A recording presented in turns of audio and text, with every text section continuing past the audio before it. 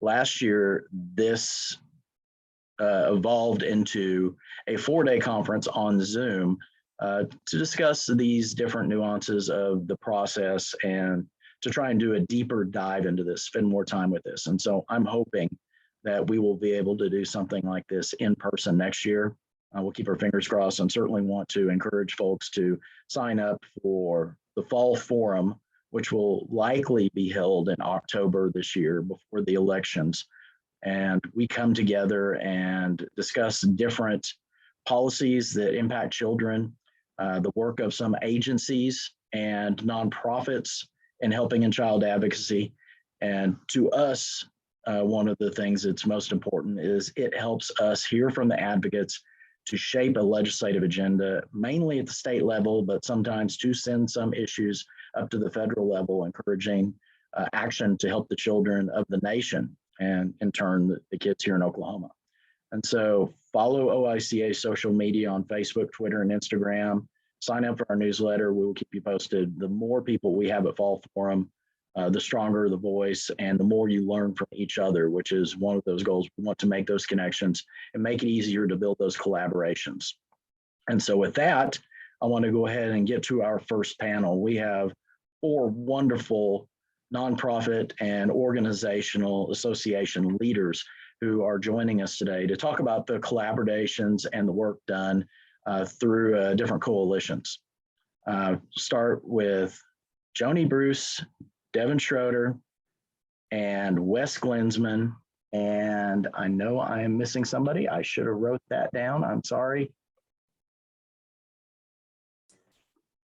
Jacqueline. McDaniel. Jacqueline. I was gonna wait. I was like, is he gonna get it? I was looking and I'm sorry. It is a wonder to have all of y'all here. And Jackie, you're unmuted first. I want you to tell folks a little bit about yourself and the work that you do, and then some of the collaborative efforts that you're working on. I know you've got some amazing ones. Thanks, Joe, and everyone for being on the call this morning. And thanks for the opportunity to talk about the great work that we're doing. So my name is Jacqueline Mcdaniel. I'm with the Oklahoma Alliance for Healthy Families. We are a nonprofit organization, and we work with multiple groups like Wes from OSMA and Oklahoma Hospital Association, Nurses Association, over two dozen organizations that deal with health and children. So our focus is really vaccines and education around vaccines. Really building coalitions and grassroots organizations or grassroots network to advocate for positive vaccine policies. And our other goal is also obviously educate communities and parents and all Oklahomans about the important role vaccines play in public health. So as you all know, there's a little thing going on called the pandemic. And so that has kept us pretty busy over the last couple of years. So we started about 4 years ago. And really we started as a result of parents, healthcare professionals really concerned about the misinformation around vaccines. And we sort of came together and started talking with organizations that had anything and everything to do with public health and children, because we don't know what's going on and what the issues are if we aren't willing to sort of start talking to people and see what they're actually doing. So the whole idea was what's working, what's not, and what are the gaps, and how can the Alliance sort of help fill those gaps. So during that process, we worked with and we talked with all the obvious, right? The Oklahoma State Medical Association, the Academy of Pediatrics, OCCY, but then also talked with local coalitions that were doing work around vaccines, because we knew that they were meeting and they had coalition meetings and wanted to know what was working and what issues they were facing. We spoke with parents, but also looked at non-traditional and tried to meet with folks that maybe vaccines wasn't certainly an issue for them, but children's health and public health was important. So as a result, that's kind of where we started to build our partnerships and our coalitions. And you can find the list of our partners on our website at okhealthyfamily.org. And so we continue to build those partnerships. You know, when we talk about coalitions, there are different levels to that. And for our group, because a lot of what we do is trying to engage parents in the conversation about vaccines and really the misinformation, and certainly the pandemic and COVID has sort of pushed us fast forwarded that for us. And so not only do we have a coalition of all of those, what I call sort of top level business organizations, people that, you know, this is what they do, but also engaging parents. So for folks on this call, I know you all work with parents, and that's hard for parents to do between 8 and 5, because certainly they've got kids, they've got families, and they've got jobs. So we also use social media as a way to engage our grassroots network and our advocates. So when I say like looking at it in different levels, it's that top layer of our coalition, which is our vaccine coalition, but then also engaging parents through social media, which for us, we use like our actual Facebook group, but also a Facebook page. And engaging parents and just advocates in general in that conversation. Is there anything else? Did I miss? I know you. Did I miss the mark, Joe? No, I think that's a good start. Okay. Thank you. And next we'll hear from Joni Bruce. Thank you, Joe. It's good to be here today. It's been a great conference. I've enjoyed it a lot, and I'm hoping that some of the sessions that were especially training sessions, we might be able to use those at Oklahoma Family Network as we serve families in attempting to learn how to advocate better, not only for their children, but for the state in general. So I'm the executive director of Oklahoma Family Network. And if you're not familiar with us, I hope you'll go to our website. I think Heather's going to put that in the chat. It's oklahomafamilynetwork.org. And our organization started 25 years ago. This is our 25th year of serving families. And we kind of look at what we do as what I would call 3 buckets of support. And the first is parent-to-parent support, emotional support. And so we have a number of support groups. We do parent-to-parent connections that are very personal, where one family that has a child with a special healthcare need or disability connect them to another that's a little ahead of them. And it's an awesome experience. I see some of our support parents are actually on today, which excites me. So that's kind of the initial level of support. And then second is information and training. And so we actually partnered with OICA a few years ago and did an advocacy training for families across the state. And I hope that we can do more of that, Joe, because it's important for us to learn not only how to advocate for our own family, but also to step, just as things get better for us, kind of step up to that next level and become support parents where you support someone else. And then once you kind of get that figured out, moving them forward into advocacy at the state level or regional or even at the federal level. And so our network has expanded its vision over the years. We received a grant in 2008 from the Maternal and Child Health Bureau at the federal level, which makes us a family-to-family health information center. And so we have the opportunity to really engage with other networks across the nation and learn from them and support them as well. So it's, OFN started out, I shouldn't say just because it was important. We supported families that had children in neonatal ICUs. And over the years, as our staff and our support parents or volunteers their children have aged, we've been able to support families that have children through young adulthood. We're involved in a number of coalitions. I actually chair the Coalition of Advocates for Behavioral Health, and that's a great coalition of family members and individuals with mental health or substance use concerns. And then it also includes the agencies that serve them. And kind of that last bucket of support I mentioned a little bit about is advocacy and leadership.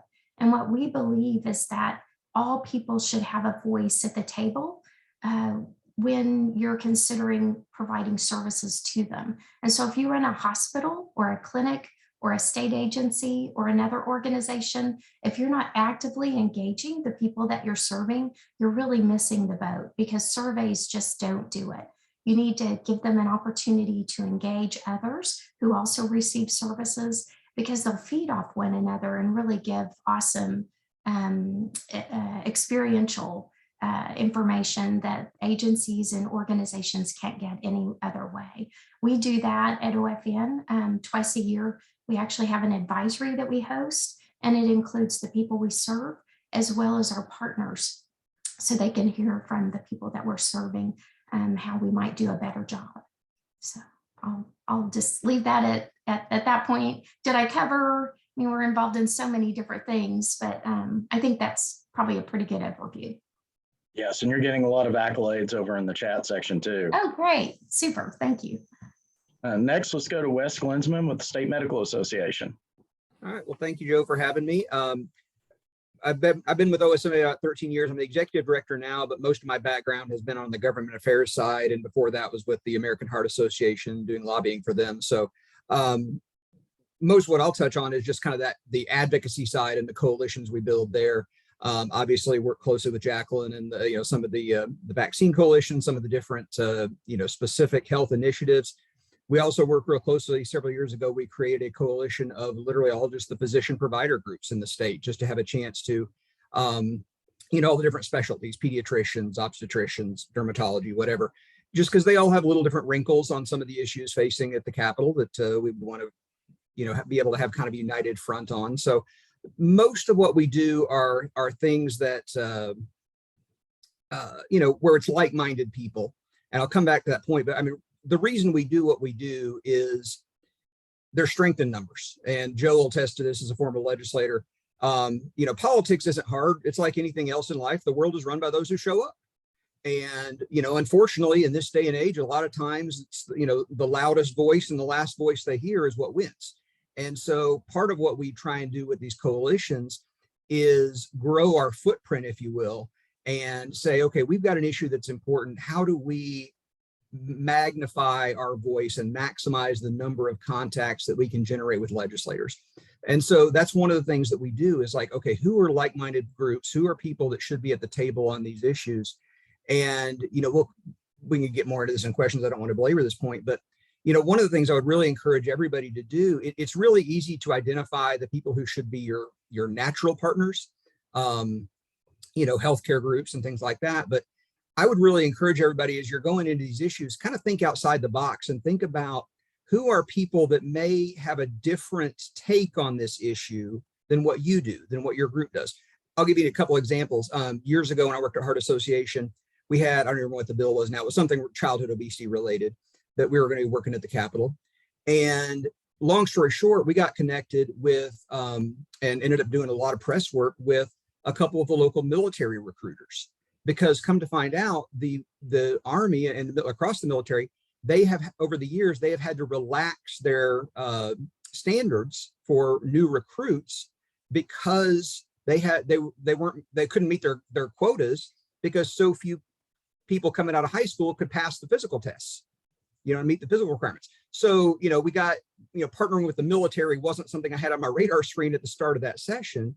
But once we kind of got digging into it, it was a natural partnership because it was very directly impacting what their role was and their ability to provide, the troops the military needed.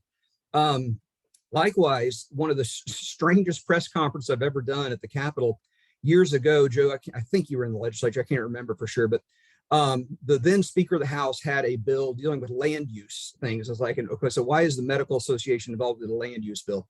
Well, it had one little section in it that was going to provide grant funding for cities to build walking trails, bike paths, parks, things of that nature. And so we're like, hey, physical activity, hey, we'll plug in. By the time we put this coalition together, it really was, this bill had something for everybody. And this press conference, I'll never forget, I'm standing up there. We had a couple of health groups. We had the Safari Club, which is a hunting group. We had the Poultry Federation. We had the Sierra Club. We had the Rural Water Conservation Districts. I mean, it was the strangest bedfellows group you'd ever think. But because of that, we got, a great presence at the Capitol, and everybody there, had some different wrinkle on this bill about why they were supporting this bill. And it gave us a great footprint at the Capitol, to go out there and really help increase our numbers, much more so than if we had just said, okay, who are the people that care about physical activity? And so I really encourage you, as you go into these coalition efforts, obviously, go for the low hanging fruit first, your natural partners, the people that, work in your same sphere. But as you start looking at those specific issues, kind of think outside the box. Who else would have an interest in these issues or have a little different take on it that you might want to at least have a discussion with and bring them to the table? Thank you, sir. And last but certainly not least, Devin Schroeder. Good morning, everybody. My name is Devin Schroeder. I am the Senior Manager of Programs for Hunger Free Oklahoma. I'm so glad to be here with you all today. Hunger Free Oklahoma is a state organization working on the issue of food insecurity here in our state. And so partnerships and collaboration are at the core of everything that we do. So in my role, I serve as a facilitator and leader of the Oklahoma Childhood Food Security Coalition. And so this organization, this coalition was born about 5 years ago. And in this work, we are really trying to improve health outcomes and education outcomes for our state's children. So food insecurity is so prevalent in our state. In our capacity right now, this coalition is really focusing on increasing participation in a number of different programs. And so there are a variety of different child nutrition programs like National School Lunch, after school meals, summer meals, WIC, a variety of different programs. And so they are underutilized in Oklahoma. So the past 5 years, this coalition has worked to really build awareness and to really center these programs and make them more user-friendly for all of the different stakeholders. So that is the State Department of Education, that is the school districts and organizations that are offering these programs and operating them, and then really increasing awareness for parents and families. So with this coalition, partnerships are key. So what we're really trying to do is figure out all the different stakeholders. And I think Joni, Jackie, and Wes have talked about this, like kind of figuring out the people that are working in this work central, but then really as you're building those partnerships, relying on those existing coalition members to figure out those other connections that we can make. Within these monthly meetings that we convene, we are going by Zoom and we are prioritizing outreach and resource, figuring out how we can get the word about these programs and to build this network across the state. So we also are collecting stories from the program providers. So there's Summer Meals program. It is a nationwide program implemented by USDA, and all children and teens 18 and under are eligible for this program. And what we really want to do is increase participation. So we're gathering all of the different stories of people that are operating this. And the stories that they're telling are helping us to figure out what are some priorities that we want to advocate for with our state legislators and our nationwide legislators. So each month we're talking about the things that are happening on the ground, discussing what's difficult, what's working well, and that helps us to convene and figure out what those policy priorities are. And out of this, our policy action team is helping to put together our policy agendas that our stakeholders are signing on to.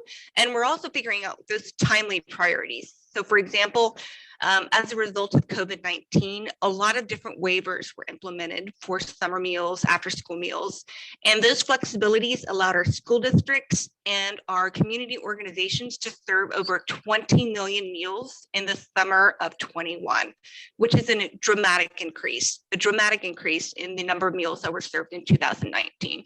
So out of this, we're getting the stories, and that is helping to inform sign-on letters that are then distributed to our state advocates and are helping to really mobilize the stories of summer meals. So a lot of important work. So some of the organizations that are participating in this coalition are state agencies like State Department of Education, Department of Health, State Ag, Farm to School. We have school districts, tribal governments, American Heart Association, food banks, youth serving organizations like the Alliance of YMCAs and Boys and Girls Clubs.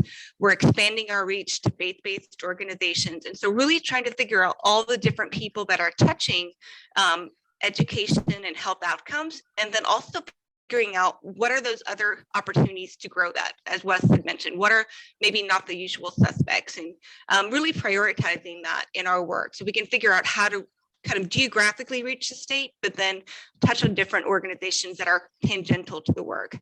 A number of our goals within the coalition are also aligned with a lot of different other initiatives. So the Healthy Kids Coalition that is being led by the Lieutenant Governor.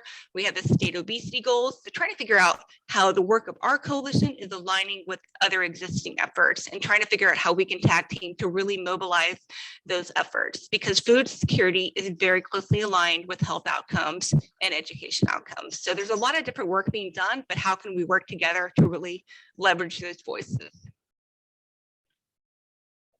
Outstanding. Thank you very much. And I want to kick in now to the conversation about those collaborative efforts. OICA has the pleasure of working with all four of you in different collaborative efforts. Devin, while you're still up on the screen, could you talk a little bit about the local coalition and then also the childhood food insecurity?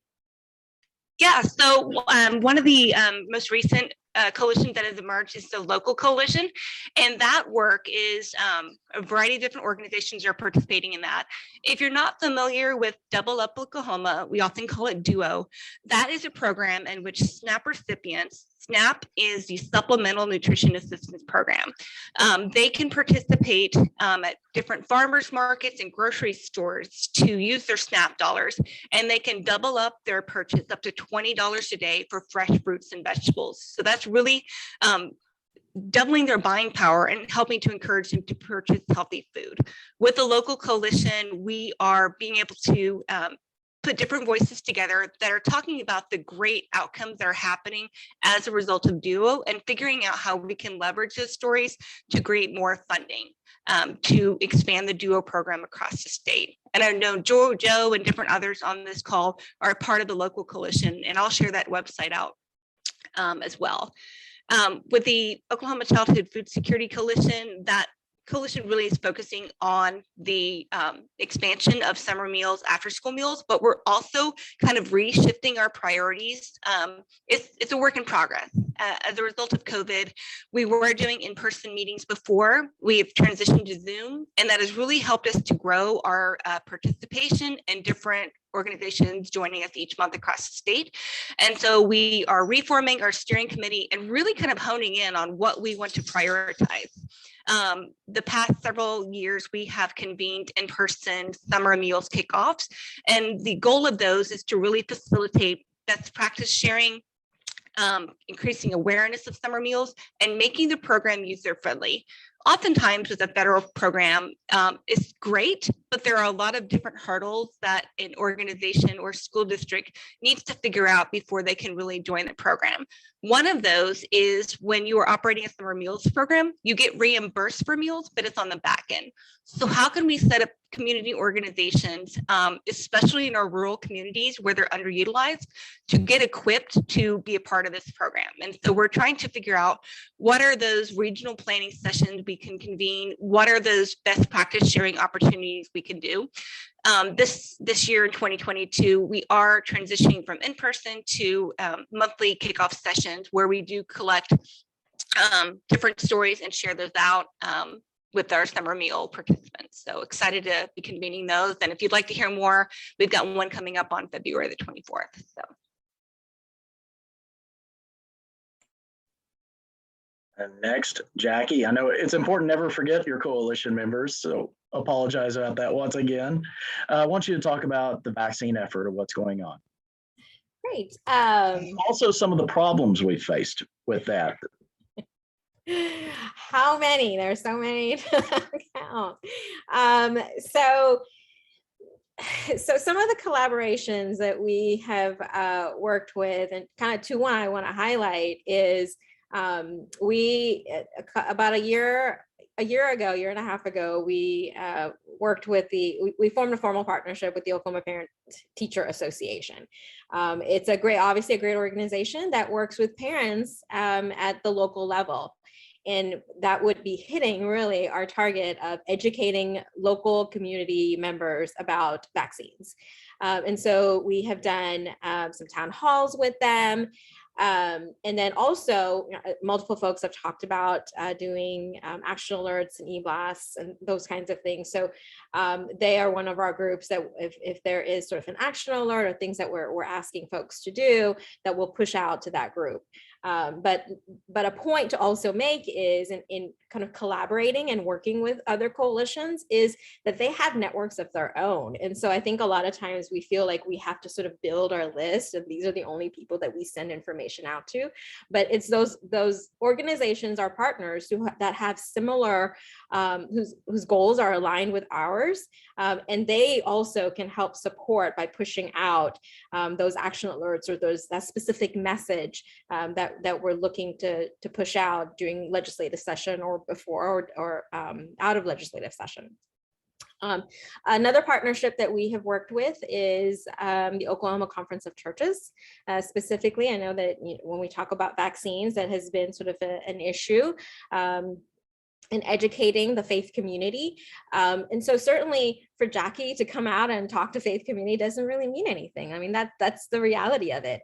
And so using coalition members or partnering with those folks in the community that really have influence within the community that you're looking at. So when we work with the Oklahoma Conference of Churches, it's really in partnership with them. In November, we did a Facebook Live, and like Devin said, a lot of the online has been great for us.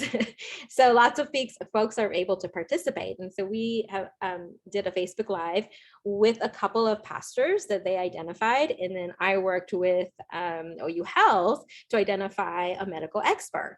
And so together we had a conversation about faith and vaccines, and really then using our influence with the network that we have and pushing that information out, but them also taking that information and being able to push it out to their own members and their network as well. Something in the horizon is that at the end of the month, we have partnered, again, non-traditional partners, right? We're partnering with Tower Theater at end of the month, and I can put the link in the chat to do a sort of a Q&A, but also a screening of a documentary of vaccine misinformation. So we're partnering with OSMA and also OU Health to do a live panel discussion about vaccines and any misinformation that people might be hearing or the community might be hearing. And so we're starting here locally because low-hanging fruit, right? But the goal is to go statewide and identifying local partners in those local communities, like the local state health departments, health coalitions in local communities and counties, and also Rotary clubs. They have historically been in the polio vaccine space. And so working with those groups to be able to push out our message. Because again, Jackie, from urban Oklahoma City doesn't really mean anything for someone that lives in Durant, Oklahoma, right? As a former president of Bricktown Rotary, I appreciate that greatly. Wes, could you talk? I know you are involved in both of those coalitions and far more. Could you talk a little bit about the Seatbelt Coalition? Absolutely, yeah. I mean, that's something, and I want to give credit to our medical student section. This has been really kind of a change for OSMA over the years. When I first started there, what we mostly dealt was a lot more just, pocketbook issues and, insurance reform and tort reform and things like that. Over the years, we have gotten a lot more involved in the public health sphere and have been very involved with OICA and with the Seatbelt Coalition on trying to, correct me if I'm wrong, Joe, we're the last state in the nation that still has a loophole about kids being buckled up in the back seat. We thought we had some legislation last year came real close, but it'll be an ongoing battle out there. But yeah, I mean, that's a perfect example of, one of the things I always say is never assume that just because something is logical or makes sense that it's going to happen. Logic and common sense have no place in a good political debate. And it's groups like this. I mean, I know I'm preaching to the choir, but so many times it's just simply a matter of mobilizing and getting your voices out there and letting people know when things have, what's going on, talking to your legislators. For our lobbyists, the absolute worst thing a lobbyist can go to the Capitol and hear is a legislator say, well, I never heard from anybody on your side.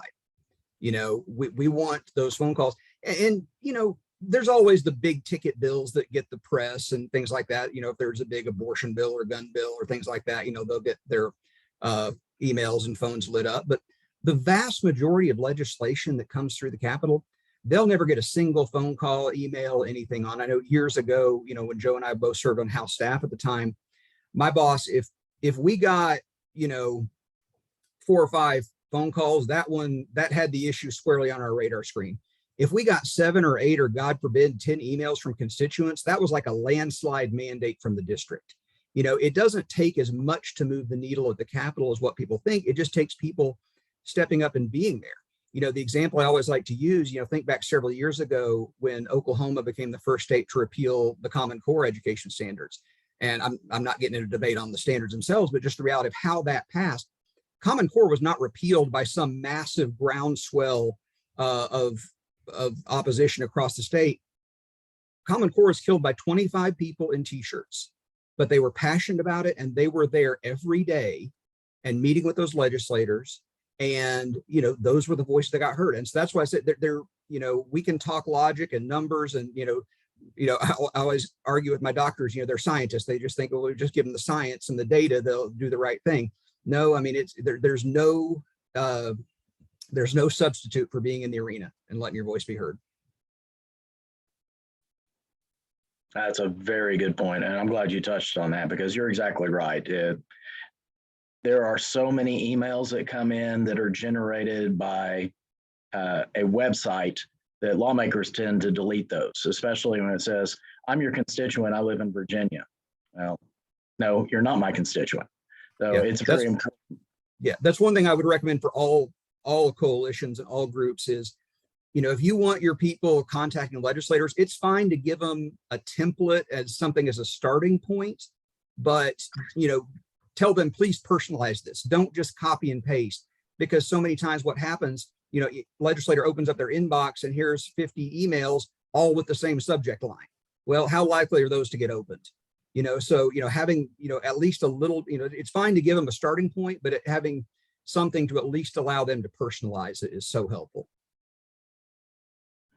Joni, I know a lot of the work y'all do is keeping people informed and building those efforts. Can you talk a little bit about some of the collaborative work that you're doing right now? Sure. Thank you for the opportunity for a shameless plug, Joe. The Joining Forces Supporting Family Professional Partnerships Conference is coming up. And I think the very first year that Joe was in his position at OICA, he came and spoke for us and talked about just this very topic. So I think Heather's going to put the link to that. But Joining Forces started 15 years ago. This is our 15th year to host that conference. And it's really bringing communities, legislators when we can, agency leaders, hospital workers, teachers, people in leadership all across the state, but then the families, just the individuals, the young adults, people with disabilities, people without disabilities. So it's truly a group that looks like the people in our state. And what we do at that conference is focus on families and professionals partnering together. As important as the legislative advocacy is, you have some people that are never going to feel comfortable going to the Capitol to talk to their legislator. Although we try to coach and train them and encourage them to do so, they might pick up the phone and call, but they may not ever physically have the courage to go and talk to their legislator. But what we found is oftentimes you can make a difference just in policy, or if you know the policy better than the policymaker does, so that you know when that can really be advantageous to a cause that's very important to you, you can still make a big difference. Most of the agencies have opportunities to review policy, and then for those of us as constituents to just speak up on their websites or at hearings, just to let them know how there may be unintended consequences. And so the Joining Forces Conference really helps people to feel confident in coming alongside one another. It helps to prepare people in leadership to partner with just common everyday people across Oklahoma. And then those of us that are truly families just trying to access services that are needed to come alongside those agencies, legislators, and other organizations to try to make a difference. And over the years, we've had a number of incredible outcomes. The Oklahoma Healthcare Authority hosts a member advisory task force. In fact, we met yesterday on Saturday, and we bring together individuals who either they or their children use Sooner Care, and then bring agency leaders, from the agency to the table, and they just work together on different issues. One of the big mentions this week was on private duty nursing. It is not available for children across our state in the way that it should be. And so the amount of members really spoke up and shared their stories, which are very important because it makes the issue real. If we don't make our issues personal, then they probably aren't going to get the attention that they could otherwise. When it pulls on those heartstrings, and you're only going to get that when an individual who's significantly impacted by the issue has an opportunity to speak up. And so I'd encourage all of you to come to Joining Forces. We're actually bringing back the person who was our original keynote. Her name's Eileen Ferlenza. Excuse me, my allergies are having a rough time right now. Eileen is from the state of Colorado, and she really is a huge advocate for family and professional partnerships. And she's really dedicated her career to that. And I think you'll find that she just has really good advice on things that you can do to kind of some of the language we use is prepare the table for the people, and so if you come together around a common cause, you want to make sure that the providers that are there feel comfortable having the people that they serve there as well. And then you want the people who are receiving services to feel confident to be at that table. And I know a number of our agencies now, I know OCCY has just started a parent partnership board, and they actually invited all of their members to attend this conference. And I think it's been a really good experience, just what I've heard from a couple of them. But again, legislative advocacy is very important. I'm involved with the Oklahoma Coalition of Advocates for Behavioral Health.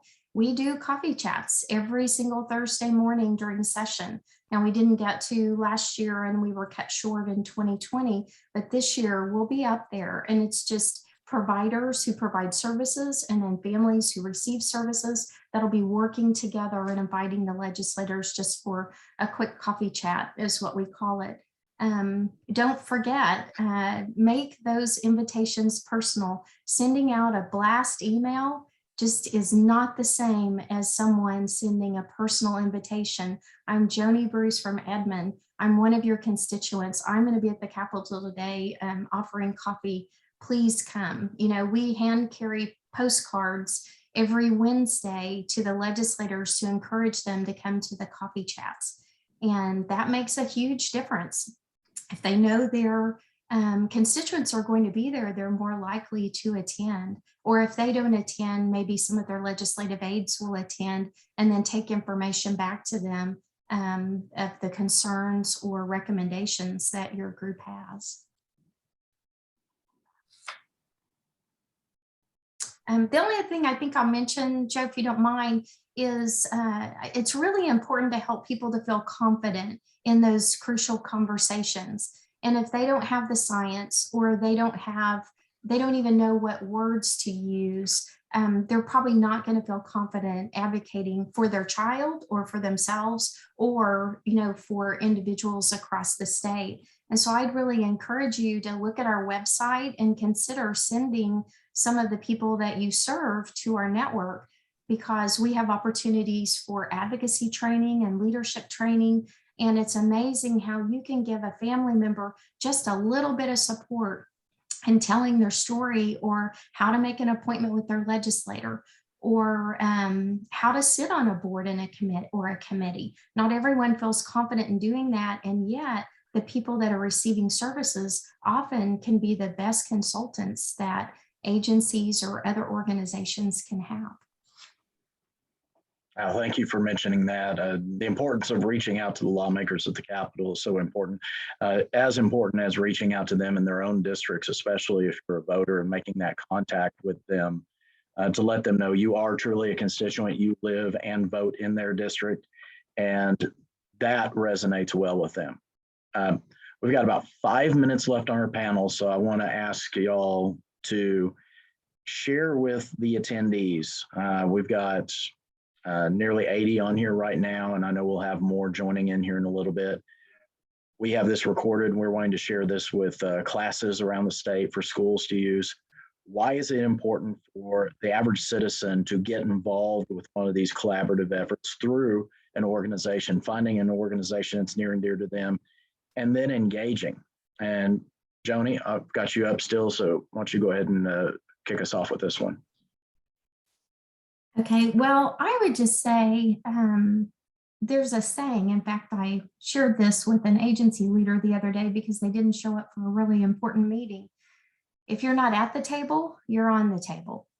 You know, I think we've all heard that. And in essence, what that means is if you're not actively engaging the people that are in a position to make a difference or to set policy or legislation that are going to determine what your state is like, then your concerns are probably going to be left out. So I think I would just say, if you don't show up and you don't speak your voice, then you really can't complain if things aren't going the way you wish that they would. That's kind of simplistic, but I think it's rings true. Thank you. And Devin, I know we've all been active with Duo, where we did a tour of a store in OICA, invited the legislators. But probably the most important thing that came from that was when they asked questions to the shoppers that were there, just people off the cuff. Can you talk about that, why it's important to hear from these engaged? Yeah, getting that perception, that story, that end result of individuals and families that are utilizing different programs that we are really talking about and expanding or working to expand. That lived experience is so central to getting that story across. And so that is one of the priorities of Hunger Free Oklahoma and many different coalitions that we work on, is how can we get that table, how can we widen that table to really elevate and incorporate individuals and families with lived experiences that are utilizing these programs, because those are the salient stories that matter for our legislators. So they can talk firsthand about how this program has really expanded their budget and allowed them to buy healthier foods. It's allowed a father of 2 children to go to a summer meal site because their cupboards empty, and it's really helped to stretch his budget while school is out. And so by engaging our lawmakers and inviting them to the summer meal sites or to the grocery stores where these programs are being utilized, and having them to see it firsthand is such a catalyst for getting them to get invested in the programs. And so it is definitely a priority for us to really widen the table. And there are so many great coalitions and collaborations going across the state. And we personally are welcoming to other perspectives and voices that can lend their passion to this cause and really help us to get that mobilization and keep working towards these important projects. So.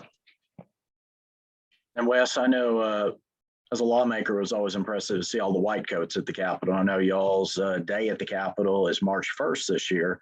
Can you talk about getting those members of your association out there and engaging?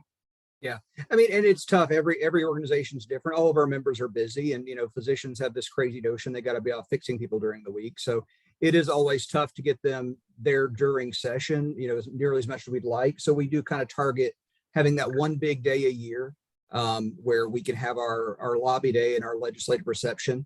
And it's just about the visual. The white coats. I mean, it still means something in rural Oklahoma. That still carries some weight out there. I touched on the Common Core, that common look, the t-shirt stuff, just that people know your coalition when you're there that day of. So it really is very important to, don't get me wrong. Those days are nice, but they're no substitute for having people who will pick up the phone all throughout session and make those calls to legislators. So, don't put all your eggs. I mean, those events are great, and they're great for your internal audience in terms of building up, getting them fired up and getting them feeling good about what they're doing and being around with others. But keeping that steady drumbeat at the Capitol is what drives it. And one thing I wanted to mention, you touched on earlier about why it's so important to get involved with groups like this. A lot of times it's just so you know what's going on. There are any given year, there's 2,500, 3,000 pieces of legislation to Capitol. Outside of the really bizarre stuff or big ticket stuff, most of it never makes any media coverage. So unless you're, a political junkie like me that follows this stuff, it's really hard for just the average citizen to know what's going on. And that's why it's so important. Get plugged in, even if it's not in your professional career. Just all of us have our own personal interests. Get involved and plugged in with groups that you're passionate about, that you care about their issues, because they're going to be the ones tracking these things that can let you know, hey, there's this bill out there, here, there's this issue coming down the pike, and can help keep you informed about what's going on those things that may not make the nightly news. I'm looking forward to being out there on Medical Day. Thank you all for sponsoring that in the calendar to help remind the lawmakers that's coming up. Jackie, I want to finish up with you because I know there has been a lot of conversation about how we need to get more people engaged in the vaccine effort, that there is a small but vocal and loud voice out there that's working against that. Let's finish up talking about why it's so important for people to join in the fight. Yeah, and I'm going to echo everything that our other three panelists talk about, but also for just the general everyday American or Oklahoman who has not been in this fight. The word advocacy can seem sort of scary, and where do you start?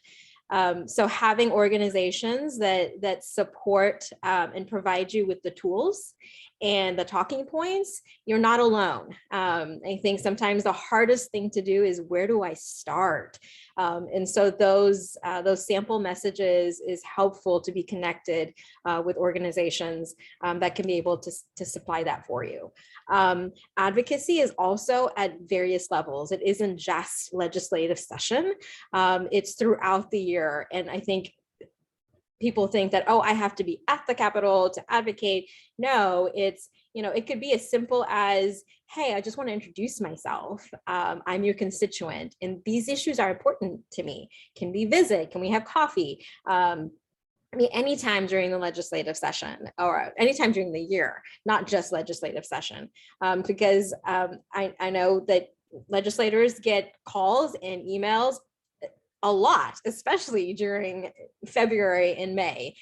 So you want them to remember you. And so having that relationship and cultivating that relationship prior is really important. You had mentioned, this very small but very low vocal group is really making a lot of the noise. And so trying to engage your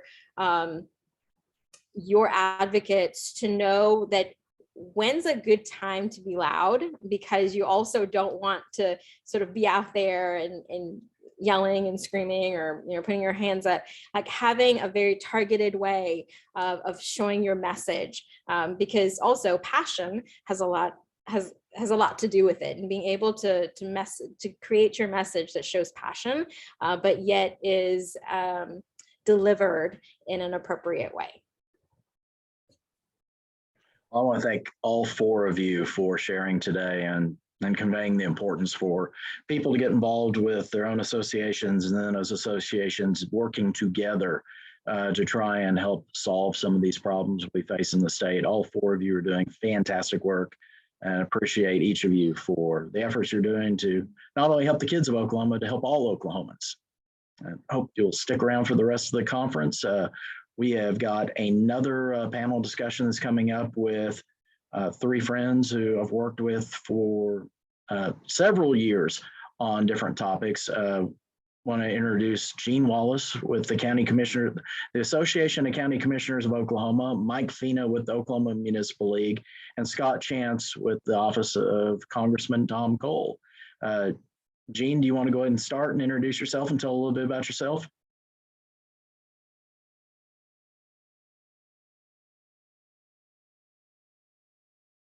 Oh, you're muted, Gene. Is that much better? That's better. It's good to hear your voice. I sound much better when the audio's off, or maybe off. But again, good morning, and it's certainly a pleasure and an honor that Joe invited us today. I represent the 77 counties, boards of commissioners across the state. They're the executive board of the county, and as a product of that, we have a very aggressive effort at the Capitol.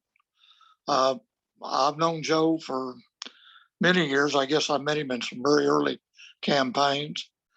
I spent many years in DC and came back home and love local government. So with that, I'll say good morning this morning, Joe. Thank Mr. Mike Fina. Morning, Joe. Thanks for having me this morning. I mean, really, since you and I used to live together, I can't tell you no to anything because you know too many secrets about me. So I'm here under duress, everybody.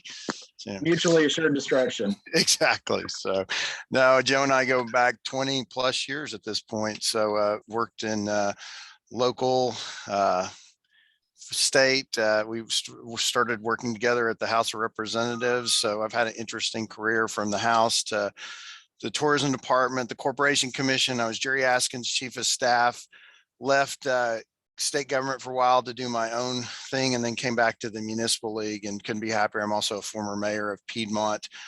So the municipal league was a great fit for me. Just love what we do. We represent all 586 cities and towns across the state of Oklahoma through training, through legislative efforts.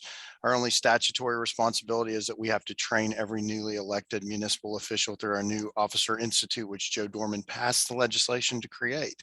And then in an irony, in a turn, he runs for city council in Rush Springs and has to go to his own event. So thank you, Joe, for your service to municipal government after your lengthy legislative service. So I think this is great.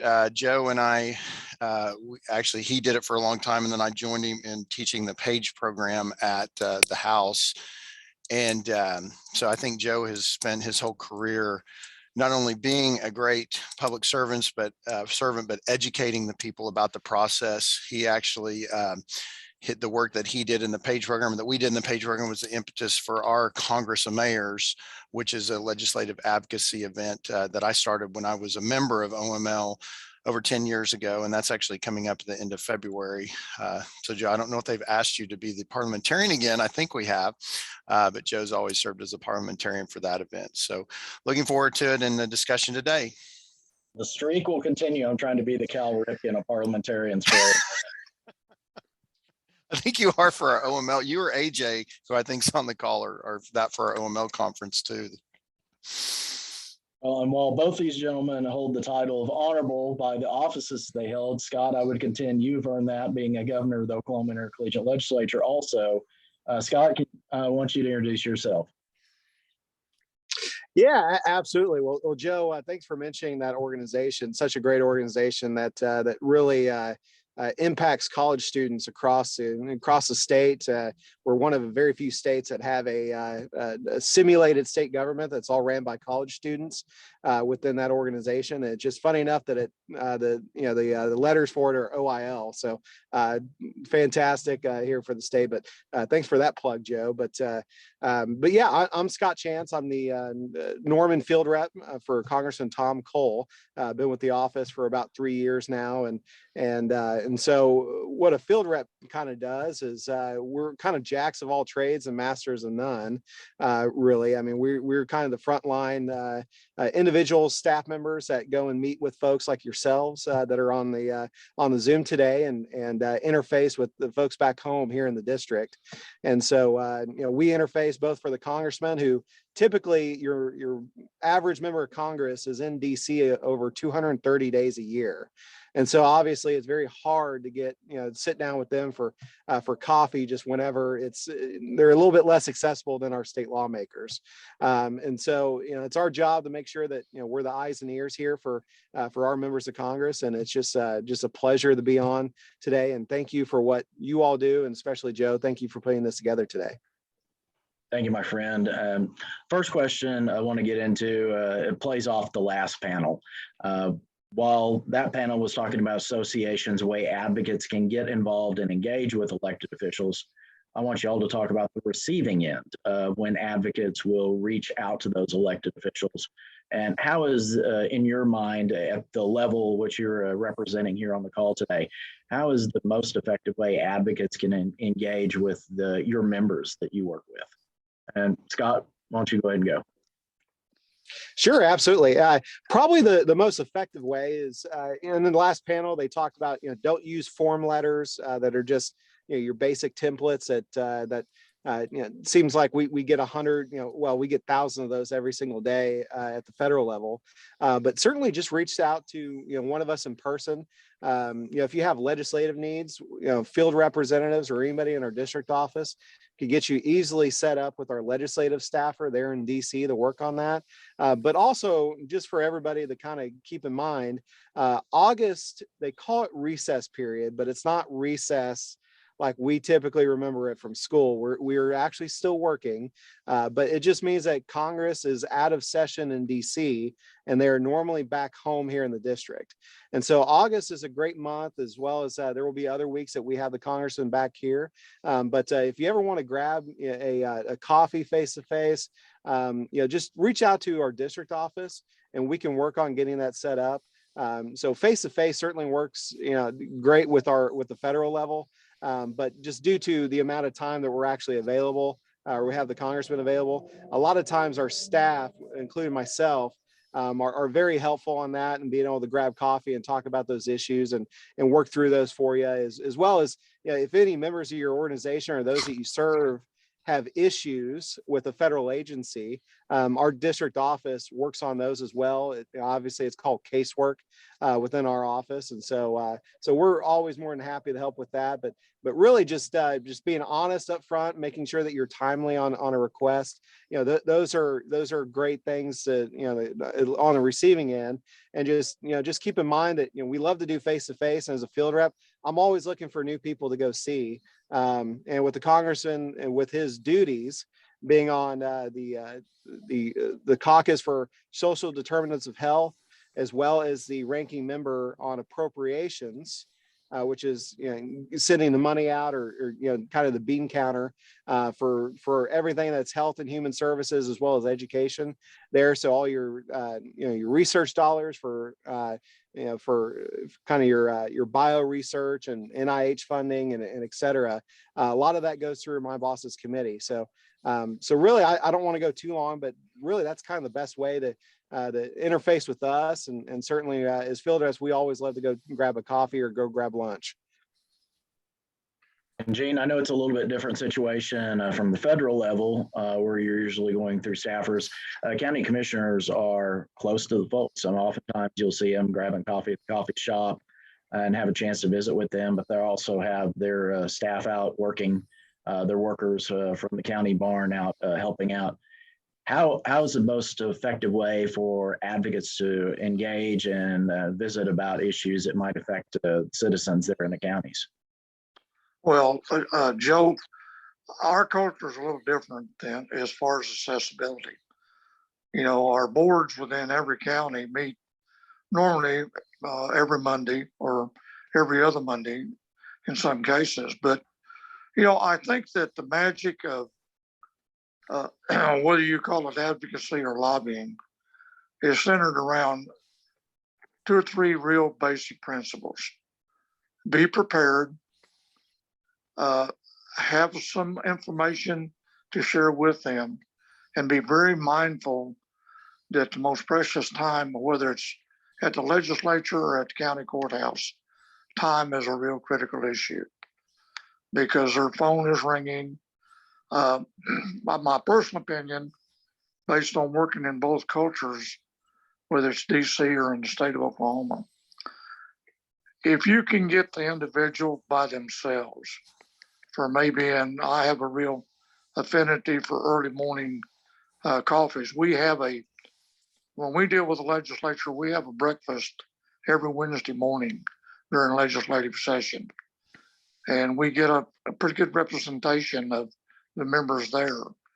You could do that on the local level just as well.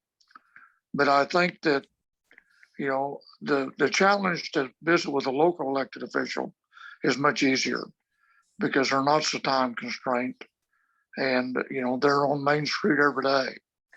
And, the one thing I feel like dealing with the magic of people is if your message is consistent, it's concise, it's accurate, and you show the passion that you have for the issue once you visit with them.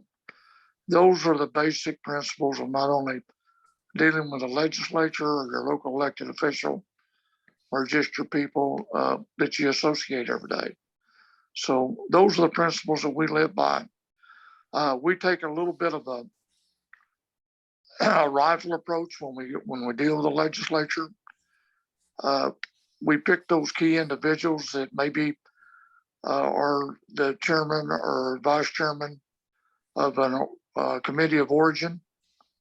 In DC, it's a little different. We have markup committees that we deal with, but I think on a local level, getting the people who really are at the table. And I love the comment that one of your panelists had this morning. You're either on the table or at the table.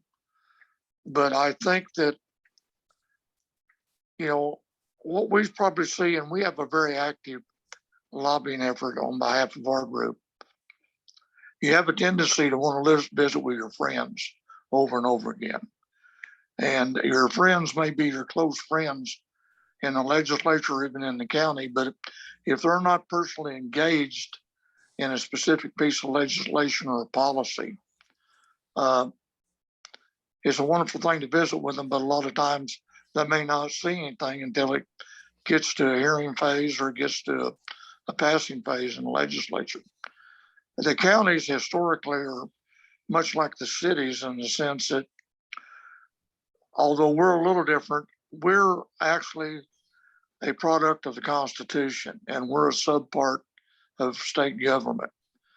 And so as a product of that, we really don't make on a wholesale group as far as local policy or laws or ordinances.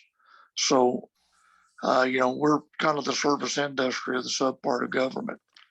So with that, Joe, I'll stop and yield my time. And Mike, same situation. I don't even think you know this. While I paged the legislature, which got me interested in government, my first two things that I really was involved with on advocacy were at the local level with the band and dancing in Rush Springs, but then also working in Stillwater to try and get more crosswalks for the students on the roads that join the community and the campus. How can the advocates get involved like that? Well, first of all, I knew that because they made a movie about you. It's called Footloose. So that was. I'm no Kevin Bacon. Oh, you're prettier than he is, Joe. Listen, here's the thing about advocating at the municipal level. It's the easiest advocacy you're going to do because your mayor is your neighbor. We are there in the community. And I think people get confused when someone is sitting on a council that for some reason they are no longer part of the community. That's evident because instead of advocating, what people like to do at the municipal level is pack city halls and try and participate in the legislative process or the municipal legislative process. And that's actually the worst way to go about trying to advocate a position because your council members and your mayors are so accessible. I can say that as a mayor because you have no idea how many times I got stopped filling up with gas, going to the grocery store, and to talk about issues. So it's very easy to advocate your position. But what you need to do is that everybody, because local government is so personal and the issues that we deal with are so personal, people get offended easily and they get mad. And they don't take into account that a mayor is sitting there that is trying to make the same decision for his or her community, just like you're upset about whatever issue it is. So I always advocate, if you're going to advocate, reach out to them outside of the actual council meetings. But stopping us at the grocery store filling up with gas is also not the best advocacy position. If you see and say, hey, I'd really like to either have a call or a meeting with you, Mayor, to talk about this issue, and let them prepare for it. Chances are, unlike at the legislature, when you go up there, that they have no idea what your issue is that you're advocating on, and you have to educate them. Chances are your mayor absolutely knows what's going on because it's a local issue, and they're going to be well versed on it, and they'll listen to you. And getting mad. We learned this through the COVID crisis or pandemic. We had a lot of mayors and city councils that had to make some very tough decisions because the state, frankly, was not making those decisions, and the federal government certainly was not making those decisions, and they were somewhat absent during that. So our mayors had to step up and make really tough decisions, and they were met with an unprecedented amount of recalls and nonsense that shouldn't have happened when people were just trying to protect others' lives. That's also not a great way to advocate. So I'm not a fan of the recall provisions anymore, because people use that just because they didn't get what they wanted, when the majority of our communities supported the health initiatives that we did. And then it was a small group of people. And you mentioned the vax crowd, the anti-vax crowd. That's not a big crowd. It's not, and it's not a big crowd at the local level, but they're very loud. And sometimes people mistake loud for effective, and it's not. I still believe that good public debate is based on two parties entering into that debate with good intentions. And right now, people are not entering into public debate with good intentions. So, but advocacy in local government, just reach out to your neighbor and talk to them. That's what your mayor and your council members are. And that spins into the next question I want to ask all three of you. Just from your personal experiences, I'd like for you to share a story of a do not do this, never do this, of what you had to experience, maybe dealing with advocates who may have been well-intentioned, but certainly didn't handle it the right way. Mike, why don't you go ahead and start? Well, I just touched on it. Anger and the mob mentality is not the way to advocate your position. I've seen that too much right now at the local level, and unfortunately, some of these groups that I would say are on the extreme side have figured out that it doesn't take a lot to win a city council race. So now we're ending up with people that do not have good intentions, are not interested in the quality of life of their community. They're interested in perpetuating federal politics at the local level. We've even, we're going to have a large number of very significant races tomorrow, including Oklahoma City and Norman. And it's interesting. I'm seeing the same talking points at the local level about corruption in elections. And I'm telling you, it's not hard to count, even a few thousand ballots at the municipal level. We're all pretty good at it. The state's pretty good at it. But those kind of things, that's the no-no. Don't go in with lies and try and get your position done in a dishonest way. Be straight up. This is your community you're talking about, and you're just staining your community when so the big no-no is to come in there and try and bully your way through public policy. That's the worst thing you can do. Man, Gene, well, why don't you go next? I'm sure you've got some pretty good war stories of some of the things you've seen through the years. Well, yeah, of course. When I think about what probably is the least effective is if you sit down with a legislator or a public official and you start the conversation with, I know you don't know, or I know you don't understand. That's somewhat of a negative beginning. And as a product of that, also, I'd kind of reinforce what Mike said, that setting is important. And especially on a local level, because their personal time is so valuable to them. And being in a ball game or being at the gas station or whatever is a horrible way to go talk to someone or complain to someone about something that you want done. And I think probably one of my greatest stories that I share with you, Joe, is that I know when I was in DC at one point, we had a large stack of mailings that came in that was all generated from one source, so to speak. And what they were intending to say is I have been a lifelong friend of organized labor, that someone did not proofread it. And it said, I have always been a close personal friend of organized crime in America. Well, that's kind of a bad way to start the conversation with any sort of advocacy. So I think, I'd reinforce the issue of good, honest debate with, being sensitive to time and place is somewhat magic in dealing with people, whether it's elected officials or, dealing with your barber downtown. I mean, complaining about a bad haircut at Walmart's not going to get you a better haircut next time you go, I can assure you.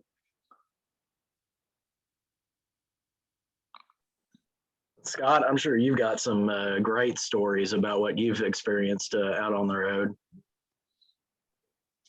Yeah, so I've actually I'll keep it to just one, but it's actually happened here rather recently. We had a bill that was there in DC in the House that it was HR 550. It was meant for providing grants for state level immunization information services, but of course. Right now in DC, if you mention the word immunization or vaccine, you get some of the groups across the state and that lose their mind a little bit. And while this had nothing to do with a national vaccine registry or some way for the federal government to track, we had a couple groups here in Oklahoma that decided to blast out emails to all their members and saying that we allowed for the administration to track every single person whether or not they got a vaccine or et cetera, which is blatantly untrue because we can't we can't divulge personal identifiable information. And if you took 5 seconds, a lot of federal legislation is way too many pages to try and keep track of. But this one was only 15 pages. So for DC, that's pretty small. But all it took was a phone call to our office. Hey, what's going on with this? I saw this in the news, and this started with one congresswoman talking to one of the conservative leaning websites, and it devolved into my entire day, turned into learning about immunization and information services. And then this certain group then on the flip side of this, even though they should know they're wrong, doesn't come out and apologize for threatening to take political action against the congressman. I mean, that's what I would say is one thing. Make sure you know what make sure you have the facts, and make sure that ultimately organizations are going to have their own political goals in mind for what they want to achieve through policy. You can't separate public policy and the politics of it. And I know that's one of the hardest things for people to understand, maybe if they don't come from a political background. I've run several campaigns, including I also handle the congressman's political apparatus on the campaign side. But it's a lot of times there's a joining of the hands of the two. Is it necessarily fun all the time? No, it's not. But at the same time, you can't just go and threaten whether it's a state legislator or a mayor, or, we're going to unseat you in the next election, over this one issue. Because honestly, as Joe can tell you, he's probably had that when he left or when he was in state office there. But at the same time, also remember that you may not like where we're at on this particular issue, but 5 minutes from now, you may be in the same foxhole with us on another issue. A lot of that comes up in DC with my boss's work on a lot of that, a lot of appropriations work, and they may not, be a fan of my boss on a certain vote that he took, last week, but hey, we still have work to do together. And so, it's just, just make sure that you come in with a good attitude. You try to stay positive, try to stay on what you're trying to accomplish rather than the general political, kind of leanings, which unfortunately it seems so predominant today. But we certainly work well with others that want to work well with us. And that's probably the best way to put that. And so, and it gets back to the honesty and integrity part as members and then the coalitions themselves. Make sure you're dealing with with honesty and integrity there, because we are much more willing to help out and be helpful for causes or legislative goals if there's a good faith and trust between the office holder and the staff and then the organization. And so that's probably the best way to put that, not go on too long. But Joe, you're right. I've got stories for days on those. And so, but I'll go ahead and yield it back over. I've got some great stories that I've shared with your boss. In fact, I had the opportunity over those 12 years to work well with the field staff and the congressman himself. And you do build up those relationships working together, because it's inevitable that you are going to face some issues together. And while you may have differences on some, working for the people is definitely the most important thing. And when you can work together on the same side of an issue, that's really where I think a lot of the advocates and general public miss out on seeing the individuals doing that work together. They think it's just us against them, and it's certainly not. One of the issues that we talked about earlier in the Legislative Learning Lab was when Chairman Wallace spoke about the appropriations, and we brought up the legislature has one job that's spelled out for them, and that's to pass an annual budget. And so tax structure and the budgets really come into play a lot. And all three of you are dealing with different situations there. Mike, I want to start with you. I want you to talk a little bit about the three-legged stool and how taxes fund municipalities as well as the other levels of government, and why that engagement is important for people to understand what the budgets mean for delivering services. Right. Well, it's different for us than anyone else because we receive no state appropriations. We generate all of our funds, and we do the majority of it through sales tax. So when we see a preemption bill that would hamper our ability to collect sales tax, even though it's a good idea, I'll give you the best example, the grocery sales tax. Of course, I would love to be an advocate for getting rid of the grocery tax.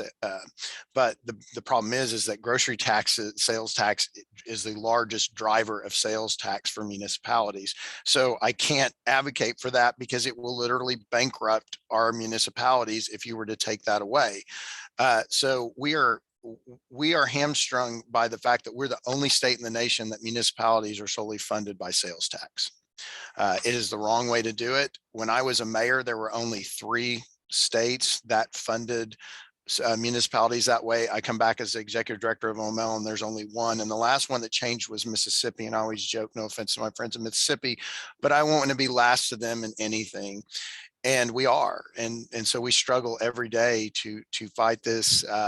The sales tax issue, because sales tax is so volatile. So we're concerned about what's happening with the economy. We're concerned about inflation, which we really shouldn't have to be. There's a more equitable way for us. So that would actually, if we did it the way most states do, and we were funding our counties and our schools and our municipalities through the sales tax and the ad valorem tax, it just is a more stable way to fund that. So we're worried about that at all times, but I don't get too bent out of shape other than when the state tries to take away when they try and preempt any kind of sales tax. And right now, what our problem is you're going to hear a lot of discussion on this grocery sales tax. Sorry to take this time to advocate for ourselves here, Joe, but I'm going to. The problem is the way that the Constitution is written is that it gives municipalities the authority to tax what the state taxes.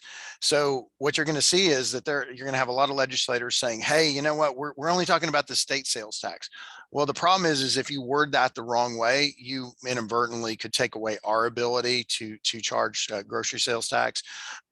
So we're going to be very loud and vocal about what, the importance of that to municipalities and getting that right. If there's a way to do it where they want to take away the state's portion of it, we're all fine with that. But until we see a good bill, we're probably going to be opposed to that one. And Gene, can you talk a little bit about how the tax structure affects the counties?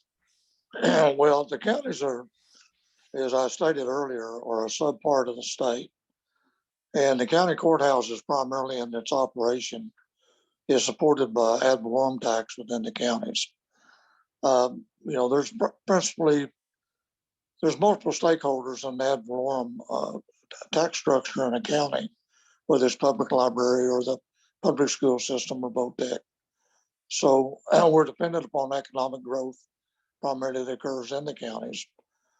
Now, as a part of the, one of the greatest misnomers that people, will normally cite was I pay so much money a year for my property tax, why isn't my road better? And essentially, none of the road maintenance is actually funded by the ad valorem tax structure in the state. So we're a stakeholder in fuel taxes and motor vehicle taxes across the state. Legislature has given us a stake in the receipts on that. So, we are primarily sensitive to whether it's economic growth or economic decrease in the state of Oklahoma. And we also have the capacity and the power to pass at the will of the voter additional sales tax for the operation of whether it's road maintenance or jail maintenance. I think that one of the things that we're seeing across the state is, a lot of the goods and services are passed to the counties, the finance, and where maybe a county executive board did not deal with health departments or even with funding ambulance services or funding some of the different issues out there that all of a sudden we've economically grown into. So, we're blessed in some respects, and the fact we do have a consistent stakeholder in the fuel tax in the state. We also do lobby for special issue appropriations at the state, primarily our major bridges in the counties across the state. We do have a direct appropriation for that purpose. So that's kind of our tax structure is in a brief explanation, but like everything else, and I really kind of sympathize with Mike. In good times, it's one of the most toxic issues at the state legislature right now is trying to pass a new tax, and it's more of a mentality. We've got some resources we haven't had, so let's look at cutting taxes. Well, government, and from my perspective, is an investment and development of both cities and counties across the state. And you can't starve them into success as far as local government is concerned. In order to be able to continue to provide these goods and services and quality goods and services, it takes dollars. And the way our system's set up is, we're totally dependent upon the tax structure on economic growth and the will of the legislature. And Scott, you're in a little bit different situation as these two guys often receive basically the benefit or the punishment of what's passed at the state legislature, but you guys are the top dogs on the rung there as far as federal funding and allocating money to the state, which is in turn allocated out to programs. So can you talk a little bit about the tax structure and your views on what we've been talking about? Sure. Well, we certainly we are constantly having debates about the proper level of taxation at the federal level. And so, but really, probably the best way, obviously fuel taxes is something that that the Congress as well as the state legislature needs to look at in regards to our kind of infrastructure spending. With more and more electric vehicles or higher miles per gallon cars, it's going to be certainly an interesting way forward on how do we make sure that we're paying for roads, bridges, and those services there, with really kind of a lessening of the available funds there. Obviously folks with electric vehicles, we've got to figure that out at some point. But Congress doesn't move quickly. We get like a new tax bill done maybe every 15 years, maybe. The last time we adjusted, I think, tax rates, in a major way was, I believe, 2017. And so certainly we saw some changes that were going to be, of course, in the Build Back Better plan, which from my understanding is not going anywhere in the Senate. But maybe some smaller provisions will. But as far as kind of how we send that money down to the states, I think COVID's a great example. We kind of transfer probably the largest amount of pure dollars in a year than we've ever done, kind of through those COVID bills that we did in a bipartisan basis back in 2020 and 2021. Well, not really in 2021. There was one at the beginning of 2021, but mainly in 2020 on a bipartisan basis. We were able to send out a ton of money, whether it was a paycheck protection program for a lot of small businesses or those funds to schools, and really state governments are certainly benefiting from those federal dollars that we were able to send and be able to kind of combat, obviously, the pandemic and really as we go along, I have a feeling we'll see more of those strings that we had attached become kind of detached there. So that way, school districts or your different parts of state government and county health departments and can really use those funds in a way that really suits them and kind of a one-time generational investment in a lot of those areas. I would like to also plug, and I forgot to earlier, in regards to grants, which obviously a lot of what the federal government does is grants. Certainly, if you were applying for one of those, certainly reach out to your member of Congress, whether it's our office or whoever that you all may kind of your member of Congress. And we do letters of support. We don't do really, I guess you would call the old way of calling it would be earmarking. But really, we haven't done a lot of that, even though we have tried to get back into that a little bit. Well, I guess they're congressionally directed appropriations. Now we can't use that, the dirty word, but really, we don't have a lot of control over directly putting that money in a pot really at the moment. And so grants are the way that we do that a lot of times. And so certainly reach out to our office if you have a federal grant that you're applying for. Certainly we take a look at that and can put in those letters of support, on behalf of your coalition, your organization, et cetera. So, please, I just wanted to make sure that I slipped that in there at this moment, but the federal tax code is incredibly, immensely complex, and so I'm certainly no expert on every facet of the tax code at the federal level, but certainly the best way that we are able to move that money down to the state and the counties or cities are through grants. And we just try to be as helpful as we can for all the communities, the counties, and the state, certainly that we represent. And so really with that, Joe, I'll throw it back to you. I appreciate that. And I'm certainly glad you mentioned that, because I know a lot of our organizations do rely on the access to those federal grants, especially with what we've seen with ARPA and the other federal funds that have come in of late, and the state being able to distribute those. We're approaching the end of the time, but I do want to finish up with we'll pick one topic, and I'm sure my good friend Bobby Stem will appreciate the one I'm picking as far as transportation and roads. A lot of people wonder, well, why does child advocacy care about roads? Well, obviously, we want the roads safe. School buses travel down roads. Family members are going down roads.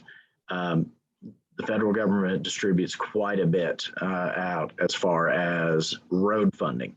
And like I said, there are many different issues you can look at. In a situation like that, when organizations are working together, individuals work together, how is the best way for advocates to reach out to each of you with your respective levels of government to communicate an issue? What is it you like to see? I know obviously detailed information, keeping it local and personal, but when an advocate reaches out, what's the best advice you have for them as far as communicating the message on an important issue?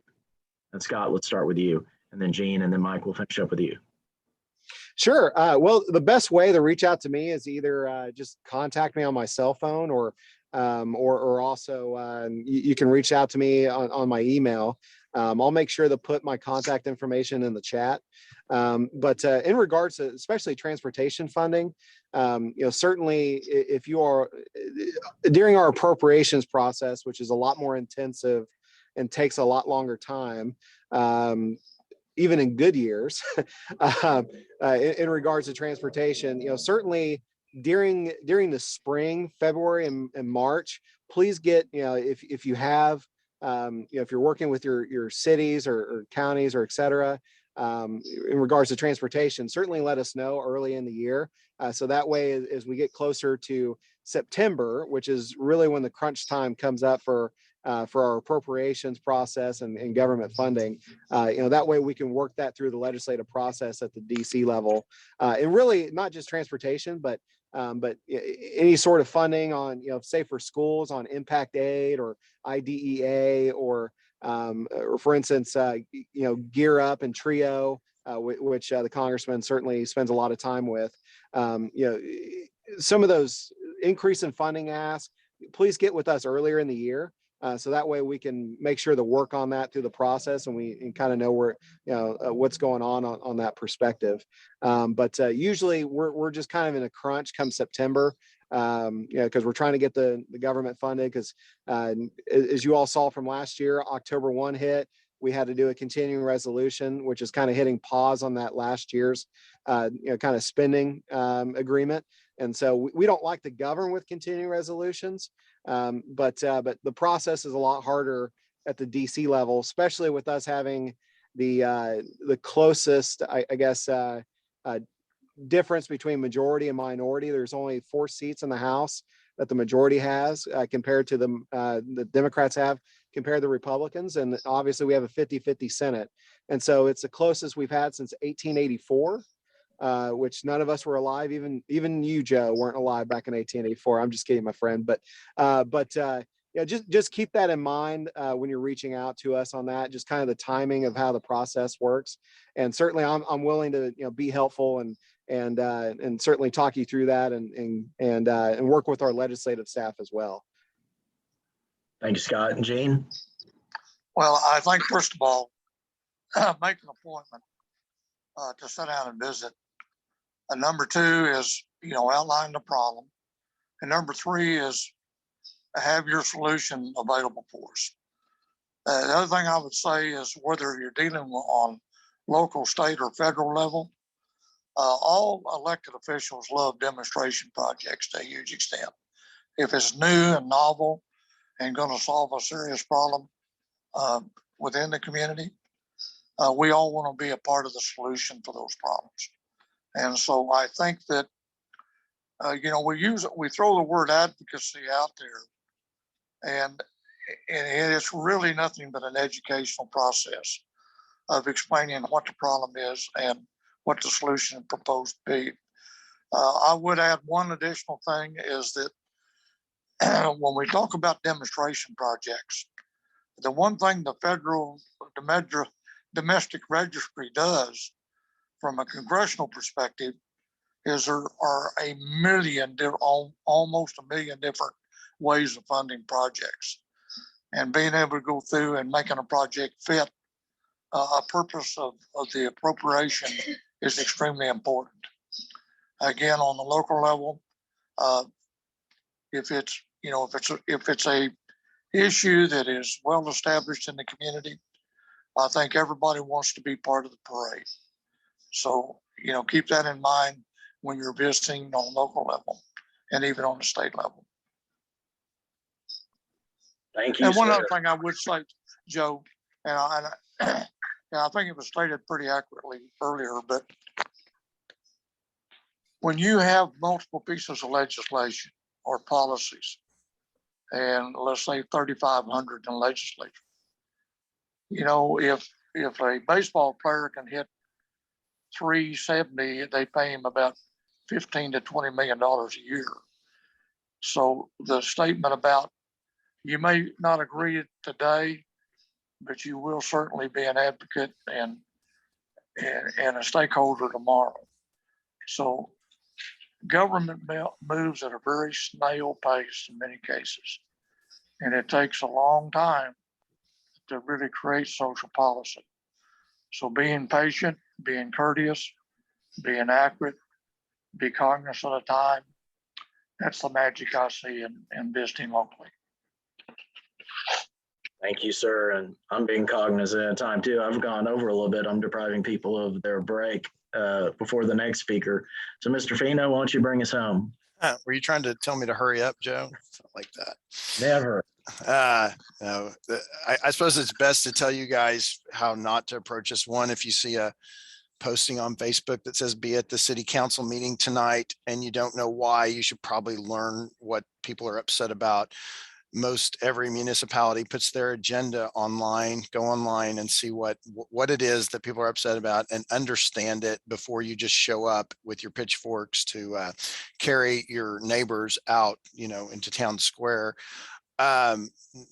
Misinformation is the worst thing. So you have to be better educated today than we ever have been. And that should be easy because there's more information out there, but there's also a lot of bad information. So you have to be a little smarter to be able to weed through the bad stuff. So don't do that. The other thing that you should never do to your city council is if you're mad about your roads, don't show up and say you pay your property taxes, so you should be paving your roads, because that's not where it goes to. Since we're talking about roads and to be educated, I'm going to give you a couple of facts here. ODOT is the most visible group that takes care of roads, and they probably receive more money than most of my municipalities combined, but they only maintain roughly 30,000 miles of road in the state of Oklahoma, where we have almost 240,000 miles of road in Oklahoma. That means that the people that Gene represents and I represent have to maintain that other, 200,000 plus miles of road with less money to do it than ODOT has. So be understanding especially when it comes to roads. We try at the municipal level, but in addition to roads, we also have to maintain sewer systems, water system, trash collection, fire, police, all those things that make up the quality of life of Oklahomans every day. That's what municipal government does. And I'll give AJ Griffin credit for pointing that out to me many years ago, and I've carried it on. But that's the honest truth. We take care of quality of life. No other sector of government can boast that. I'm not saying that Gene and Scott and all the things that they do doesn't enhance the quality of life, but they have very specific things that they were tasked to do in government. But ours is quality of life at municipal government, and it's not cheap to do that. We are always having to figure out ways to generate more funds in order to maintain the quality of life of Oklahomans. So be patient with us, be partners, don't be adversaries. It's always best to work with people in the community because we're in it together. And at the local level, we're really in it together. So that, working with your local officials, electing the right people to office, those are the things that you can do, and that'll make your communities better and it'll enhance your quality of life. I want to thank each of you for this. It's been enlightening, talking about the different levels of government and how advocates can engage and interact appropriately. Hope you all have a wonderful rest of your day. I'm sure y'all are all going to be watching the State of the State to see what's said. Feel free to stick around with us if you want and watch it with us. I know y'all probably all have busy days working with your members. So thank you for carving out some time for us. Joe, Yes, if sir. I could add one last don't. This is a deadly sin in advocacy. Never, ever repeat when you leave, we do that, but the legislature won't let us. If that legislator would give us money, we'd solve this problem. Do not throw them on the bus. They're your partner down the road, or maybe it won't work this year, but it'll work in the future. But setting a negative tone and dealing with your legislature and bad mouth them out in the community is self-defeating, I can assure you, for the future. So with that, I'll sign off. Thanks, Joe. That's Good a job. good way to finish it up. Thank you, each of you, for being a part of this, and look forward to working with each of you on these advocacy efforts that we're all sharing common goals for. And that is, we're going to take a 3-minute break. We are running over a little bit. Next speaker is someone who's very near and dear to my heart, someone I've worked with for many, many years, and look forward to hearing from her talking about the judicial branch in Oklahoma. But let's go ahead and just take a couple of minutes to allow y'all to take a bathroom break, and I'll be happy to answer any questions. Mike's still on here. I'm sure he'll answer any questions you might have. Just type them into the chat section, and we'll get back on here. My clock says 10:54, so we'll get back on here about 10:56, 10:57. So any questions you have, please jump in. And Mike, I have a thank you gift for all you guys, as well as a delivery for your monthly allotment of goods. So I'll stop by sometime and see you soon. Joe, that sounds nefarious when you say it like that. Just piques curiosity. Yeah, drop off the package, Joe. You've got a great turnout for this, Joe. I want to hear more about these roommates. Well, you know what? Who the third roommate was Dan Boren. So we really can't. Oh my God. Yeah. The den of inaction. People. Joe, I don't know whether you know this or not, but you know, your first race that you were engaged in Eastern Oklahoma was Alan Harder. Yes, sir. And Alan Harder was one of the first people we lost in the COVID issue. That was a tragic, tragic bit of news I got when I heard that Alan was such a good man and a good leader. And when I think he had spent some time in OML also. And Yes, of course, did. his wife was very engaged in both technical education across the state. But Alan just tragically, I mean, he went extremely quick. I mean, he was one of the first people that we really lost in Oklahoma City area. In fact, I think he was one of the first people I knew that did pass away from COVID. It was just horrible. And stories like that certainly get you more involved and more engaged in trying to fight the good fight. OICA led the effort on doing the Mask Coalition to raise awareness about trying to keep people safe, especially kids, because at that point, kids weren't falling susceptible to COVID as severely as adults. And so we didn't want kids communicating COVID back to their parents or grandparents, because Oklahoma is one of the top states in the nation for grandparents raising grandkids. And so stories like that certainly motivate us to try and do the work that we do. And I certainly miss Alan. That was one of my favorite campaigns to work on. He lost that one by less than 100 votes. Yeah, it was tragic. You know, I'll never forget the night we were in, I guess, McDonald's, and a person who should have been an advocate for Alan all of a sudden was backstabbing him. And we virtually ended up in a nose-to-nose, toes-to-toes anger, fist throwing in McDonald's one night over protecting poor old Alan. And finally I told Alan, I said, I'm getting too old to fight. You're going to have to start fighting for yourself. That was a good time. I got to spend 6 weeks living over there with y'all and had such a fun time during that, and made a lot of good friends for the rest of my life. And where do you hear from Larry? From who? Larry Adair? It's been probably about 4 months. I need to reach out to him because I was thinking about him when the speaker's ball was coming up the other day. Well, how are you guys working with social media with your advocacy group?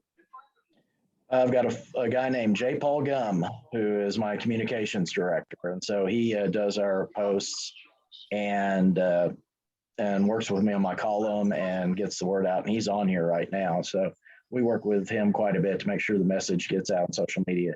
Mike, you've got a question in the chat if you want to answer that one. Yeah. What the question is asked about how our municipalities that are close to our neighboring states, how they feel about the grocery sales tax. And the fact is that, I mean, we don't have the luxury to be able to actually worry about what other states are doing, because grocery sales tax drives so much of, I mean, honestly, is the #1 driver of sales tax for municipalities that we'd love to get in line with Texas. I actually am, I don't, no one hate me for this, but I actually went to school in Texas. And the first time I went to the grocery store, I was confused because haven't had sales tax on groceries for a long time. But we can't even be concerned about what our neighbors are doing, just because it's so important to Oklahoma because of the tax structure.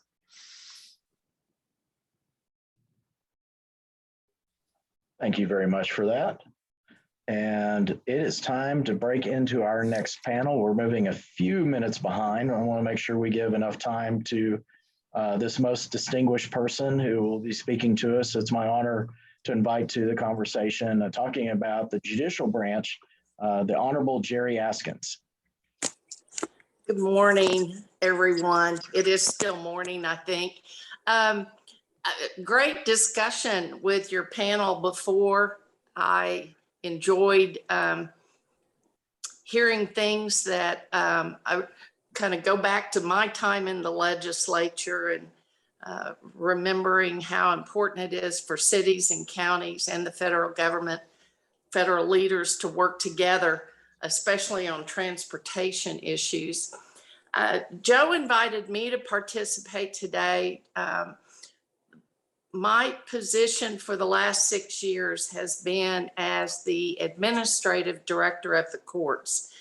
In this role, I have an opportunity to work with 241 trial judges in the district courts across the state in the 77 courthouses, special judges, associate district judges, and district judges, plus then the appellate courts, Court of Civil Appeals, 12 judges, 6 in Tulsa, 6 in Oklahoma City, 5 members of the Court of Criminal Appeals, and 9 members of the Oklahoma Supreme Court.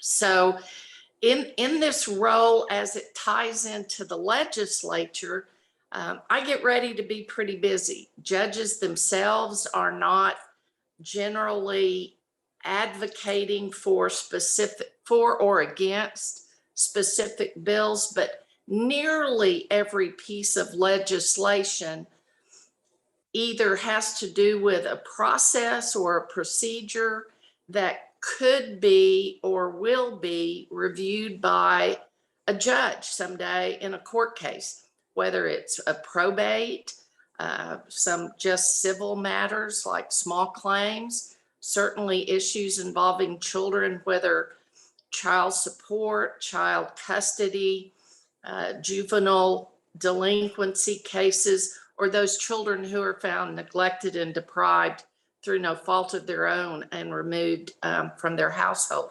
All of those have decisions that are made by judges.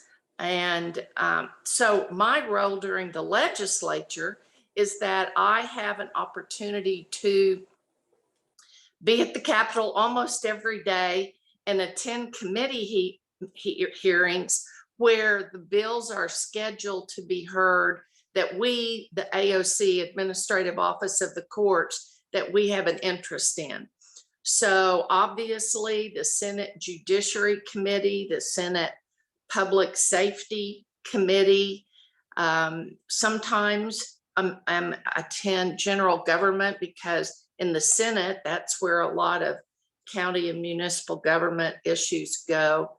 In the House, there is a criminal judiciary, a civil judiciary, a public safety, a corrections, a county and municipal government committee. I end up trying to monitor the bills in those committee hearings and see if there are issues that are going to impact the courts or specifically the AOC right away. The administrative office of the courts, where I'm the director, is the true business office for the courts. We manage OSCN.net, which is the public-facing website and access to many public court records. A lot of businesses, a lot of small business owners will use OSCN to do a quick background check of job applicants to see if there's anything in their background. Doesn't have to be just criminal cases. It could be cases involving misuse of money or other similar issues that might give a prospective employer a reason to hesitate before hiring. We're always surprised how many people we know, small businesses, that use OSCN website for those purposes. Also, anything that involves the court's funding.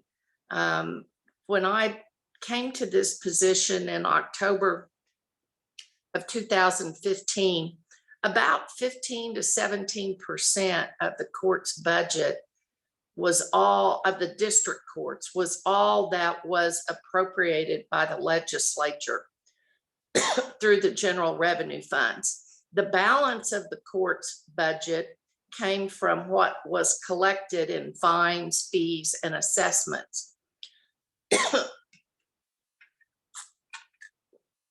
Excuse me. Through the last couple of years, through efforts in criminal justice reform, even before COVID hit, and then certainly even some of the McGirt issues, the legislature has begun to reverse the funding formula that the courts have. And this current fiscal year, FY22, really only about 40% of the courts, of the trial courts, district courts budget is from collections. About 60% of it, or better or more, is from appropriated dollars by the state. And we like that. The courts like that. It makes it easier for judges who have hearings to distinguish between those people who have the ability to pay their financial legal obligation and those who just flat don't want to pay it. And so we have seen over the last 3 or 4 or 5 years, more and more judges looking individually at cases and ability to pay and waiving a great deal of fines and costs that are owed in an effort to make sure that defendants have the ability to pay child support, for example, or to pay other financial obligations that they have, give them time to try to find a job that they can maintain and live independently without continuing criminal behavior. Also, during immediately after the legislative session, and this year is election year, but so every 2 years it tends to come up a little more frequently. Some of the bills that will be passed by the legislature will be what are called joint resolutions. These often have a component calling for a vote of the people to change the Oklahoma Constitution. And many times these have challenges that are filed before the Oklahoma Supreme Court, and the court makes a ruling as to whether the ballot title meets legal requirements, whether it's clear enough that a citizen will understand what that state question will be. There might be other challenges, but the Supreme Court is involved at the very beginning of those challenges before they ever arrive on a ballot for the people to vote on. So there are a great deal of issues that happen during session that impact the court. we have many of you that are child advocates will recognize the term JJOAC, the Juvenile Judges Oversight Advisory Committee is a group of 9 judges appointed from across the state, appointed by the Chief Justice. And these are judges who handle a juvenile docket. They meet on a monthly basis to discuss a number of issues. They meet with OCCY, DHS, OJA, mental health. The DA's council has been meeting. Those groups give quarterly reports to this group of 9 judges so that the judges can also dialogue back to those agencies and say, these are the problems we're seeing across the state, that these are the needs we have as the courts that we don't think are being met by the state. I use that same group during session to review legislation. Representative Mark Lawson is a big champion for children and issues that he will often bring himself to the JJOAC. And the last 3 years, he has met with them to discuss bills and get their input. They don't always agree 100%, but that's good because then Representative Lawson has that perspective before he chooses whether or not to carry forward with legislation. So I try to facilitate those kinds of relationships and make sure that if legislators have a particular issue in that has caused them to file a bill, that maybe what happened in that House district or Senate district really isn't what happens all the way around the state. And if I can show them that there really is not a reason to completely change the law, maybe it needs to have more clarity in the language and the wording, then we'll try to do that, then rather than pass a new bill because of a bad case or a bad ruling. There's an old saying that bad cases make bad law.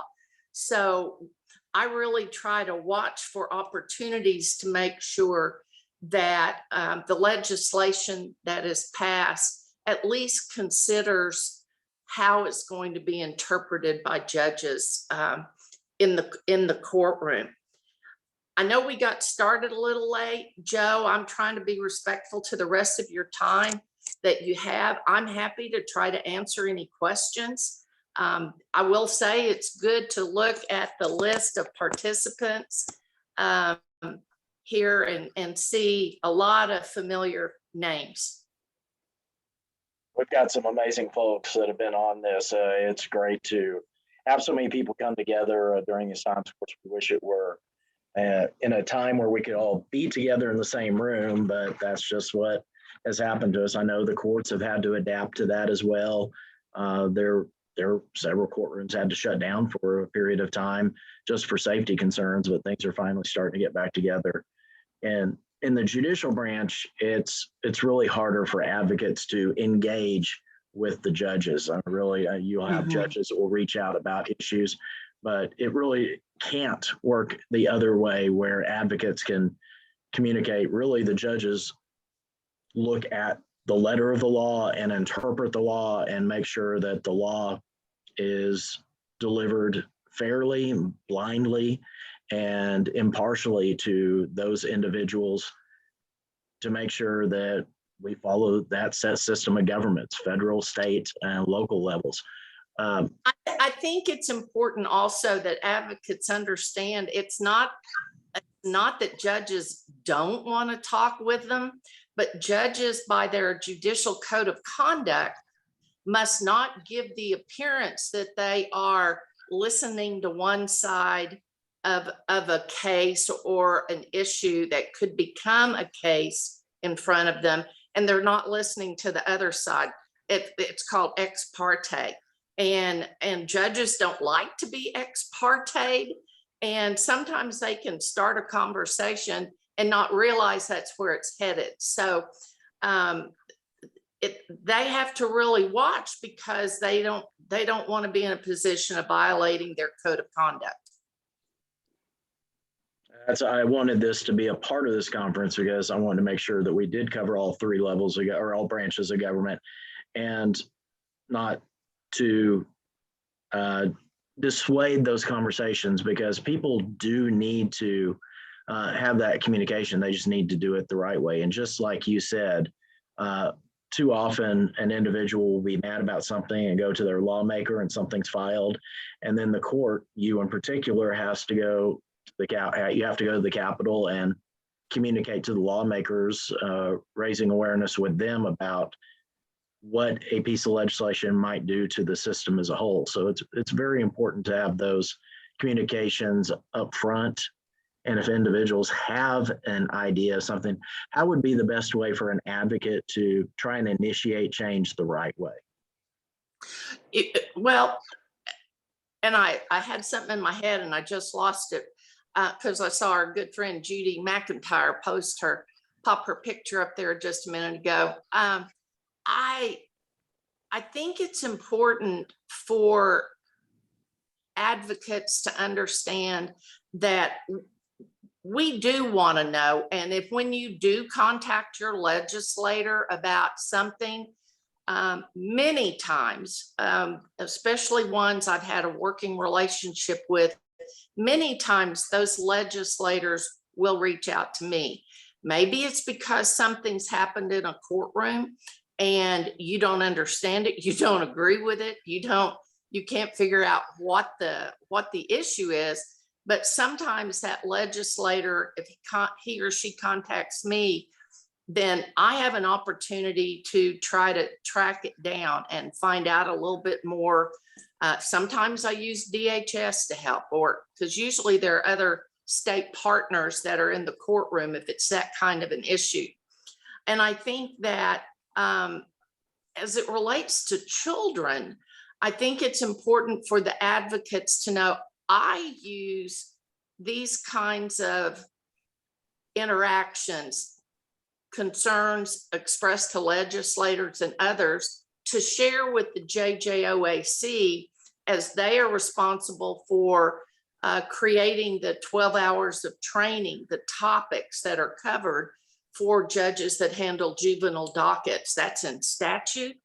It has to be met. We got better during COVID at figuring out how to do some recording of training and make it available when we couldn't gather as a full conference. But I really do listen to what the subject matter of the complaint is, to see if it's a failure of training on our part.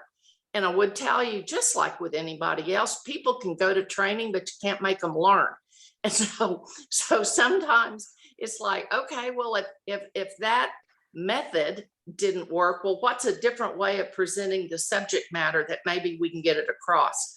This is judicial election year, as well as for state elected officials, legislative officials. So we know that we will have a large group, probably a large group of new judges after January. They will take office in January, and we will be looking for some initial training at that point to kind of train them how to be judges. And then our big conference in the summer, we will get more targeted, focused on specific issues. And I want to finish up on that one. I know the conferences are very important. Of course, you have the Sovereignty Symposium that's run by members of the Supreme Court. You have the Court Improvement Program. How are ways that advocates, if they see issues on that, they can, how would be the proper channel for individuals to raise awareness about some topic to make sure that that's brought up and possibly discussed at some of those conferences? Well, certainly if you work with an agency, if they're part of OICA's advocacy group, they could share that with you and you could share it with us. OCCY shares information with us as well. as do the other state entities I mentioned earlier, DHS, JA, DA's Council, Mental Health. Also, if it comes to me, I can be a big child advocate, but doesn't mean that I'm an expert in children's law and procedure. So anything that comes to me, I'd share with the JJOAC judges and make sure that they are aware of it. And quite honestly, I make the legislature aware of what topics we cover so that we have flexibility to address the needs that seem to come up. You know, maybe 1 or 2 years, there's something that's more important. I shouldn't say important. There's something that needs to be addressed because the issue has come up multiple times. The next couple of years, it may be something else. And rather than mandating specific topics in the statute, we need the flexibility, since the Supreme Court is in charge of training. They need the flexibility to be able to address the hot button issues that are current. Well, Governor, I want to thank you for taking the time out to be with us today. Jerry is, as far as at least in my circle of friends, you're the only person I know that served in all 3 branches of the government with distinction. Having been a judge yourself and now working with the Judicial Branch as their top staffer, and then having served in the legislature 12 years as finishing up as the Democratic leader in the House of Representatives, and then of course your service as the Lieutenant Governor of the state of Oklahoma, which has earned you the title of governor. It's always a pleasure to see you and have you be a part of these conversations. There was somebody I could tell that I think asked a question. Oh, okay. There was somebody asked a question about required training. Really, this started back, I was first elected in '94. And right about that time, in my first year, the Ryan Luke case became public knowledge from down around Pittsburgh County. And shortly after that, as in my early terms in the legislature, I think Representative Laura Boyd carried the legislation at the time, but the legislature worked with the Supreme Court and passed a law that required judges handling juvenile dockets to have to have 12 hours, required 12 hours of continuing education on an annual basis. We keep that list of who, because our court improvement program director kind of marshals that training program for the JJOAC. And we keep those records in our office, and we are fully aware of who gets the 12 hours and who doesn't. And so one of the things that I have appreciated, and we saw this in November, the meeting got pushed a little later than usual because sovereignty had to move from last June due to COVID. Delta had to move to September this year. But one of the things I've noticed is that the training that's sponsored by the CIP Court Improvement Project, as well as JJOAC, is in the last 5 years, it has done a much better job of bringing in the court team from a specific county. So instead of just judges showing up, the judge is really encouraged, and if they clear their docket, it usually makes it easier for the assistant DA that handles the juvenile cases, whether it's OIDs or a public defender or the court, the contract attorneys who are representing children, efforts being made to try to make sure that attorneys are appointed to represent parents. The earlier that can occur in a case, the greater the likelihood either for significant change that could lead to reunification or relinquishment could occur earlier if there's good legal advice available for the bio parents at the beginning of these kinds of cases. So I've seen I don't even know, an exponential increase from conferences in 2015 when I started that may have had 250 people in attendance, that now we continue to push the maximum allowed by the fire marshal at Embassy Suites with over 500 people. So I think that speaks well for all advocates on children's issues, because your insistence that people be trained, not just the judge, but all of the parties in the courtroom have training, and preferably are training on the same law so they all understand what it is. I think your emphasis has been a big part of increasing that attendance. Well, we appreciate that, and certainly appreciate the need to have those individuals together and learn from each other and have those conversations so that the system can be administered equally and fairly all throughout the state. And we appreciate all the efforts I know that you are making happen with that. And so I want to thank you for carving out time for us today. Thank you all very much. Have a great rest of your day. Well, thank you, Governor. And speaking of sovereignty, we have a phenomenal speaker that's coming up with our next discussion. Good friend of mine through the years. I had the pleasure of serving with his father in the legislature and then working together with both of them on issues that have not only impacted the Cherokee Nation, but sovereignty in the state of Oklahoma. It's my pleasure to introduce to those of you that don't know him, and so we can hear from him, the Chief of the Cherokee Nation, the Honorable Chuck Hoskin Jr. Chief, thank you for being with us today. Well, thank you, my friend. I appreciate the opportunity to visit with you all. Look forward to the day when we can gather in person. There's been a great deal of going on with the Indian nations in the state, so look forward to getting into that whenever you give me the green light.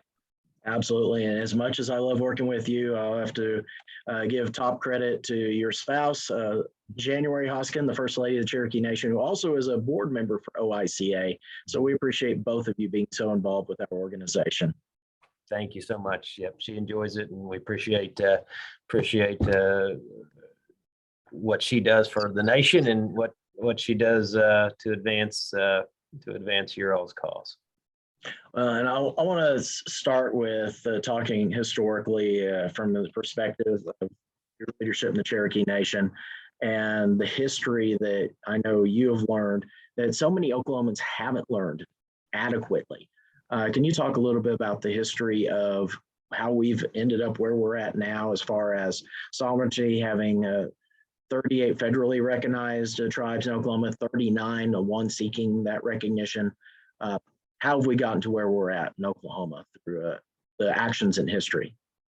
Yeah, it's a really good and important question, and it's a question that ought to be asked and helped answered by every school kid in this state, every student, and then of course us who are not students anymore ought to be thinking about this all the time, particularly in view of things like McGirt, which I think we'll get into during the discussion. But tribal sovereignty, the rights that tribes have, and how those affect the day-to-day lives of citizens of the Indian Nation and increasingly non-citizens is really important. And it makes questions about sovereignty and treaties become, I think, even more relevant to discuss in a lot of different contexts, including your efforts. But I think the most important thing that I would want anyone to think about when you think about tribal sovereignty is that we're talking about people that existed as distinct people governing themselves in some way before there was a United States, and certainly before there was a state of Oklahoma.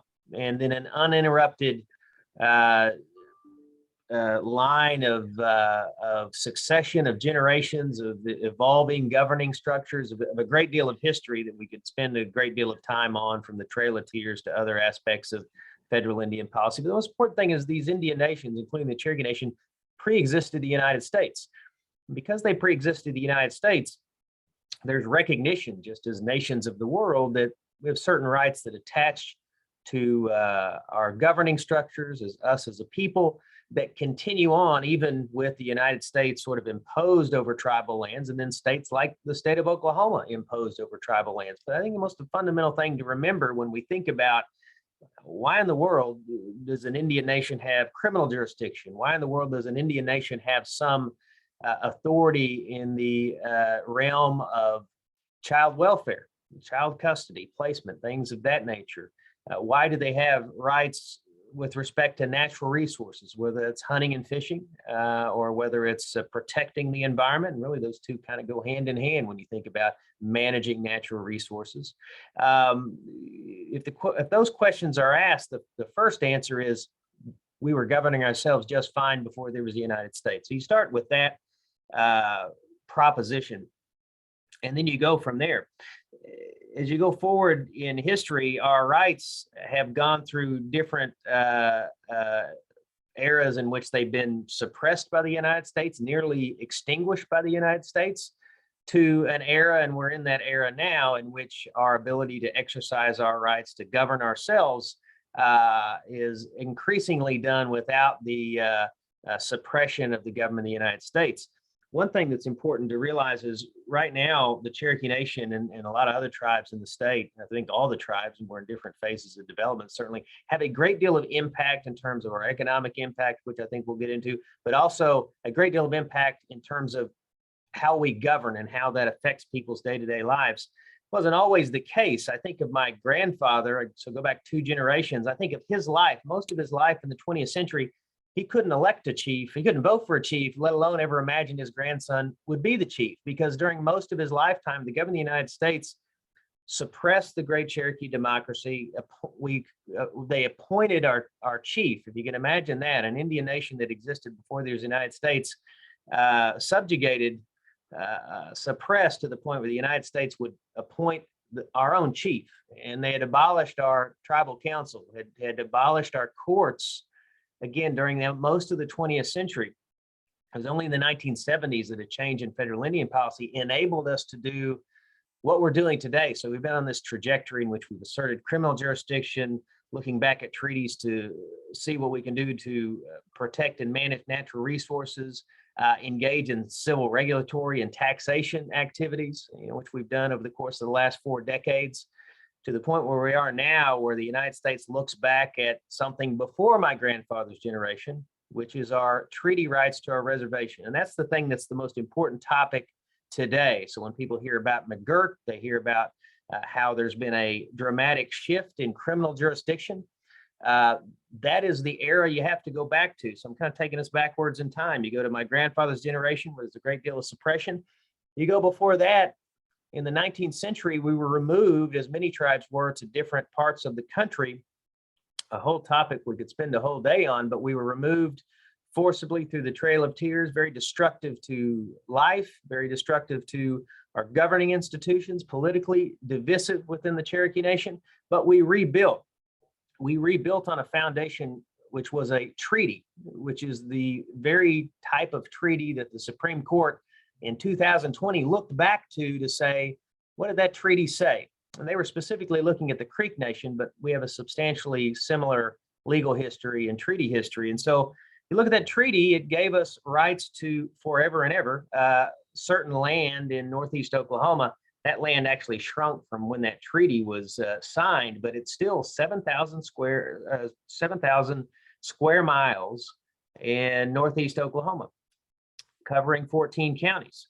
What the Supreme Court was talking about in McGirt was, did Congress do enough to extinguish that promise? And we know from federal law that, at least it's the position of the government of the United States, that they can break promises. They just have to do it in the right way. They have to have the guts in Congress to say they want to extinguish a treaty or even terminate an Indian tribe. They can do it according to the Supreme Court. They have to say it. They have to do it. They can't dance around it. And the Supreme Court essentially said, the Congress of the United States kind of danced around it when it created the state of Oklahoma and imposed that over tribal lands. But you still go back to that treaty and you see a lot of our rights, which were inherent in just being a sovereign nation, memorialized in that treaty. And that included certain aspects of criminal jurisdiction, civil jurisdiction, as we would understand it today. It included our right to a delegate in the House of Representatives, which we continue to push for in seating Kim Teehee, our Executive Director of Government Relations in the Congress. All goes back to this treaty. Why would the United States treaty with an Indian tribe? Well, even then, even in the 19th century, the United States understood that there were certain rights that tribes held that pre-existed the United States, a certain amount of respect given. The fact that they broke every one of those treaties shows you that the respect only went so far. But understanding that we pre-existed the United States, that our rights are memorialized in treaties, and that in 2020, when we're talking about the role of government in your lives, you have to think about the role of tribal governments in your lives, because they do touch and concern a lot of different activities. One of the first things we dealt with when McGirt was handed down was, what do we do to protect children in the reservation, when McGirt, if you carried it to its logical extension, would say that instantaneously all of the responsibility for the welfare of all of the children, Indian children within the reservation, would immediately go to the Indian tribes. What we had been doing was a very cooperative relationship with the state of Oklahoma and the Department of Human Services. So just to give a little context to how this could affect children, I mean, I firmly believe the Cherokee Nation is capable of exercising our sovereignty and protecting Indian children. But the truth of the matter is, we often do things better when we work together. And this is one area where we work together. So for all the tension and conflict that people read about when it comes to McGirt, and there is a great deal of that, and we can talk about that today. One of the first things we did is we set aside all of our differences and we said, look, when it comes to protecting Indian children, let's keep working together. So we signed an agreement to continue that in effect. It shows me that even amidst a great deal of conflict over McGirt with the governor's office, there's so many ways we can work together and actually do things better as governments than we could do it alone. And that's not to diminish the Cherokee Nation. In fact, it's to point to something that we've done throughout our history when we've thrived. And that's when we've had the good sense to work with friends and neighbors who will work with us.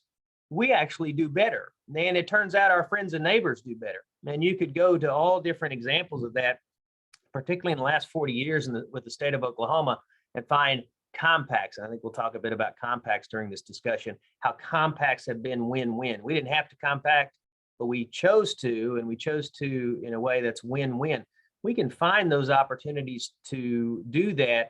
And I think it's all consistent with the exercise of tribal sovereignty. Tribal sovereignty sometimes means having the good sense to reach out to a state, reach out to a locality, work with the federal government and say, we can actually do this thing better together. And it might be protecting kids, it might be protecting wildlife, it might be ways to improve the economy. And we do a great deal of work using our sovereignty and our rights to actually improve the economic conditions in Northeast Oklahoma. So that's what tribal sovereignty means to me. It's not something that's in a history book. It's not something we put on a shelf. It's something we should use every day to make people's lives better. And if we're not doing that, I don't know why we're in this business in the first place. You touched on the key word there, sovereignty, and what I wanted to bring up with the next question. You talked a little bit about what it means to be a member of the sovereign nation, but there is so much overlap with individuals, Oklahomans who are not members of the nation, who live within the boundaries of the Cherokee Nation as well as the other nations. Could you talk a little bit about that cooperation of working with individuals? And of course, I want to brag about what y'all have done with your healthcare facilities and the tremendous strides you've made to improve the quality of life for individuals that goes far beyond even individual citizenship within the nation. Right, and that's another important thing to think about is Indian nations existed before there was the United States, but nations are a collection of people. And Cherokee Nation, like great democracies around the world, get their authority from the people. And we have 400,000 citizens. We kind of go back and forth with the Navajo as to who's the largest tribe. Every time I report a high number, the president of the Navajo Nation reports a higher number. So I don't know, we keep going back and forth, but we're a large tribe, the largest, maybe second largest by population. What it means is 400,000 Americans are citizens of the states that they live in, and that has certain implications, certain rights attached to that, certain obligations. And they're also unique in that they're citizens of Indian nations, which is another set of rights and responsibilities that is particularly unique within sort of the American family of governments and citizenship. If you are a citizen of an Indian nation, you do have certain rights and obligations, including the right to civic participation within the tribe, but you also fall under the laws of the Cherokee Nation. And for the longest time, like I said, during my grandfather's generation, if I would have been able to go back in time when he was a young man, my age, and said, hey, you're under the laws of the Cherokee Nation, that would not have meant much of anything to him. It really wouldn't have affected his lives, because keep in mind, it was during a time when our courts were abolished, our council was abolished. The president of the United States appointed a chief, usually to sign a document that wasn't really in our best interest, but that's what would happen from time to time.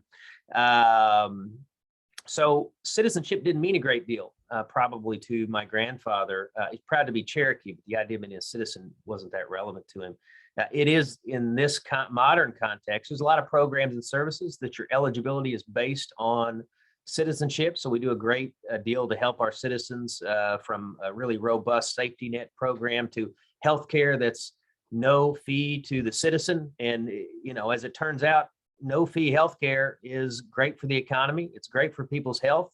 If you think it matters whether your friends and neighbors have access to healthcare, and it does, then the good news is if they're Cherokee, they have access to no cost to them healthcare, increasingly in a system that's not just adequate and not just even the best in Indian countries, becoming one of the best systems in the country, because we're putting a great deal of our own resources into it.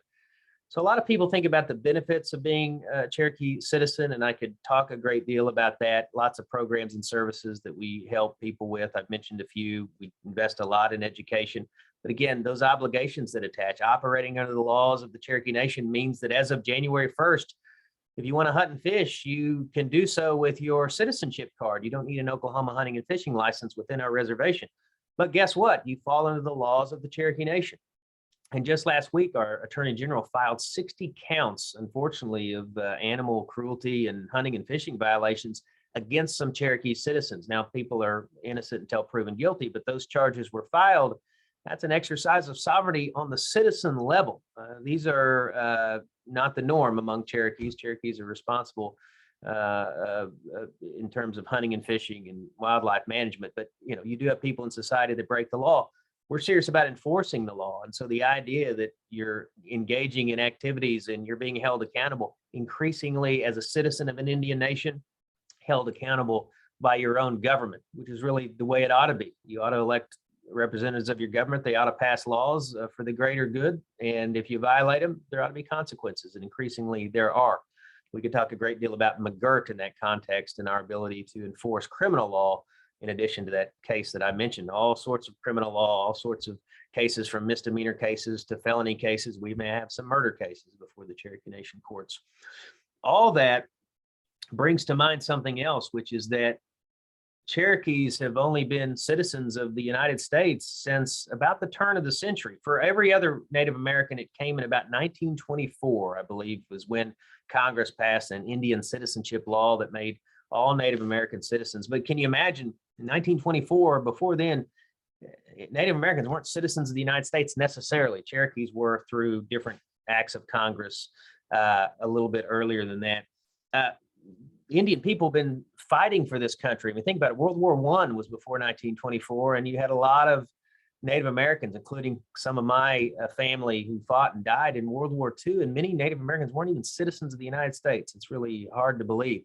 And so today, though, we are citizens of the state, the United States, and the tribes, and those all mean something in terms of our activities, whereas a generation ago, it meant less in terms of responsibilities. And a generation before that, my grandfather, it did not mean a great deal, all because of the United States suppressing the rights of Indian tribes. And one lesson I hope the country learns is that as you sort of take your boot off the Indian tribes and you let them do what any people ought to be able to do to self-identify as citizens with their nation, elect their own government, have that government do things that are positive in the lives of people and communities. If you let that happen, it turns out that everybody wins. And if you suppress it, it turns out that a lot of people lose. In fact, sometimes I think about what the state of Oklahoma might look like if Indian nations were allowed to exercise their sovereignty, even if Oklahoma had been created in 1907. Imagine if, instead of my grandfather's generation being in some ways a lost generation in terms of Cherokee Nation government and sovereignty, Imagine if the opposite were true. Imagine all the things we've done in the last 40 years for healthcare, to develop the economy, to now being, I think, a great partner in developing what I want to be the country's greatest criminal justice system, doing a lot to help kids, creating a safety net that helps a lot of people, investing in communities. Imagine if we had a whole century of that instead of a century of oppression. I think Oklahoma would look different. I think it'd look better. And I think because we have that and have had it in the last 40 years, again, when leadership in the state of Oklahoma has the good sense to do what we have the good sense to do, which is to partner, I think the state has such an advantage over the rest of the country. But it all starts with the citizen, doesn't it? Because without the citizens, we don't have a Cherokee Nation. That's certainly a very good point. And you touched a little bit on the different aspects of the government. I know each of the sovereign nations have a similar system of government, much like what you see with different branches, different executive or councils and committees that will operate much like what you'll see with cabinet positions within the state government. One of those aspects certainly has been the business development and what y'all have done for outreach to improve the economy in your area, and with the sovereign nations covering a significant portion of the state. I know those business entities have certainly contributed to the economy locally. Could you talk a little bit about that impact? I can, and I think one, I wish the relationship with the governor had been better the last few years, but one of the things it's done is it's I think, pushed us to tell our story about economic development better, because what we found is maybe there wasn't the depth of understanding about it. And when you don't have that depth of understanding, maybe sometimes people in leadership don't know the great impact we have in the economy and might take it for granted or just not see it. But tribes collectively have an annual impact. Last time it was measured collectively, about $13 billion. Cherokee Nation alone, $2 billion. And I think if you look at Chickasaw Nation, the impact is higher than the Cherokee Nation a bit. They have a great deal of they have a tremendous gaming market down the Texas border, as does the Choctaw Nation. All the tribes, though, are contributing in some way to the economy in a very positive way. So I look at what Cherokee Nation does, $2 billion impact, and that was 2 years ago. We're going to measure it again. I know it'll be up for a number of reasons. Gaming continues to be the biggest driver of our business portfolio, but it's actually not the part that's growing the fastest. It's the stuff outside of gaming that's growing the fastest. That's largely federal contracts, and that's the reason that I can say we've got a business presence in 50 states and 14 countries around the world, because we do a lot of government service contracts for the United States. We have a major government contract that actually is responsible for something that would be near and dear to all of your hearts, which is the welfare of children who happen to be displaced by the great amount of migration from the southern border. One thing I like about being involved in this effort is that the focus, not to get us too far afield from your question, but the focus is on the welfare of those children and creating a positive environment for those children, make sure they have roof over their head, clothes to wear, education, and healthcare. We get to do that. We said the United States saw what we do in a lot of different areas, and they said that we picked the Cherokee Nation businesses. So I'm proud of that. It's a major federal contract. How that relates to the economic picture is that, yes, that contract's out of state, but the dollars come back to the Cherokee Nation, and we reinvest all of those dollars, whether it's money, Joe, that you might lose at the casino. I don't know if you go, but if you go and you lose, that goes to a good cause. Every penny of that would be reinvested either in somebody's job there at the casino, or it could be some economic development project in a small town that's kind of on the ropes, that's kind of marginal in terms of economic development, but we can come in and make the difference because we invest, say, in infrastructure, something that's good for all of us in terms of our economic outlook, better roads, better water systems, so that small towns have a chance to compete for capital investment. And then some of the exciting things that we get to do is, we'll get a call from the Tulsa Metro Chamber of Commerce and says, we have a chance to get a major employer here in the region. Can you help? And we are always there to help in some way. Where does the money come from?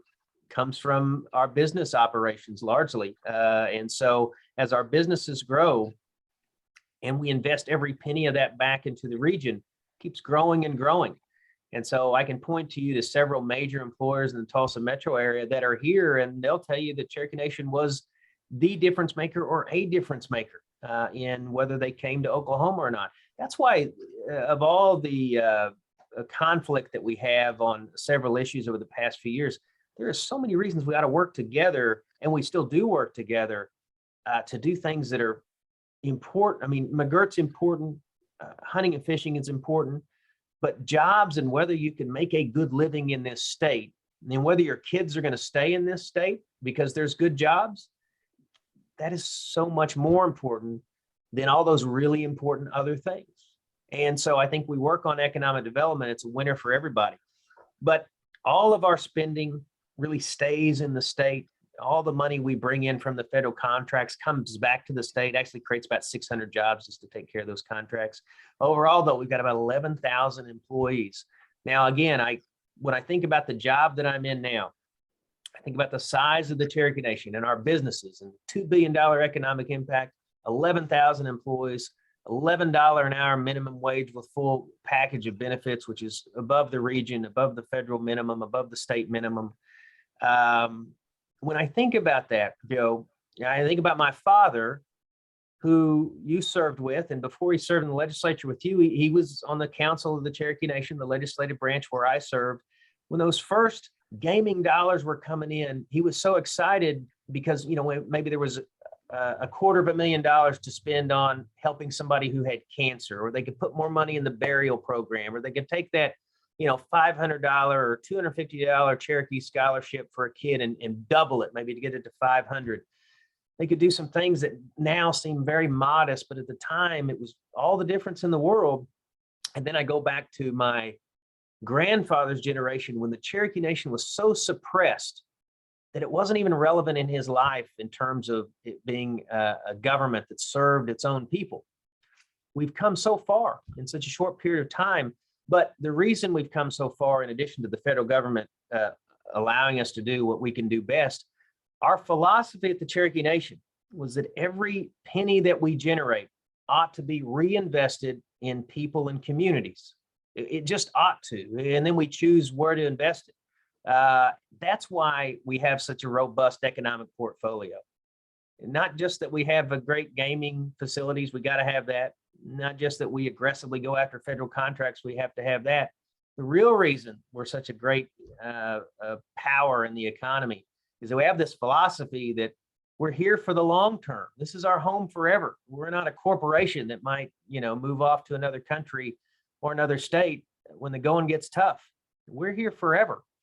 There's very few states, Joe, in this country that can say they've got 39 tribes that really also have businesses attached to them that want to stay here forever and are committed to staying here forever.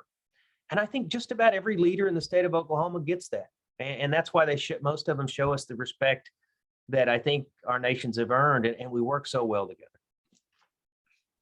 And that brings up an important point. I know that you work hand in hand with local lawmakers in your area, as well as having those opportunities to visit with all the elected officials.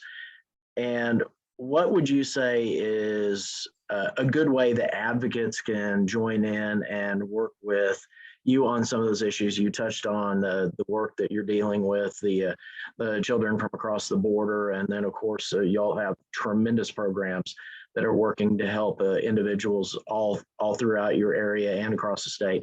How can citizen advocates engage and assist with your efforts and work together? One thing is that anytime the subject of tribes come up is to just tout the good things that we do. And many of your advocates and other people on this Zoom are familiar with that.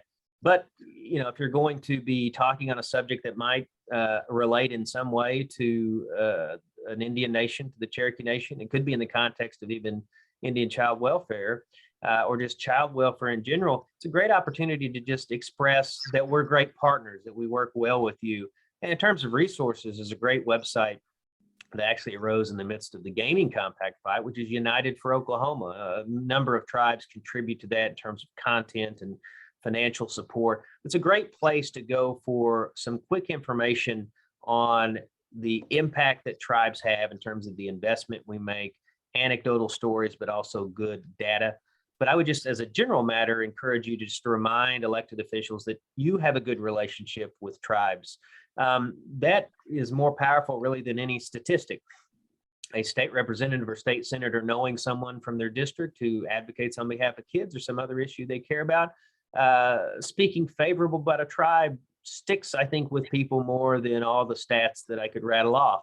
But I think there's good reason why people on this Zoom and a lot of people in the state can say they've got a good relationship with tribes, because they do. And I think we do a lot of great work together on so many issues. So I would say, as a general matter, that's important. We have state legislative priorities that we identify from time to time, every session, I should say.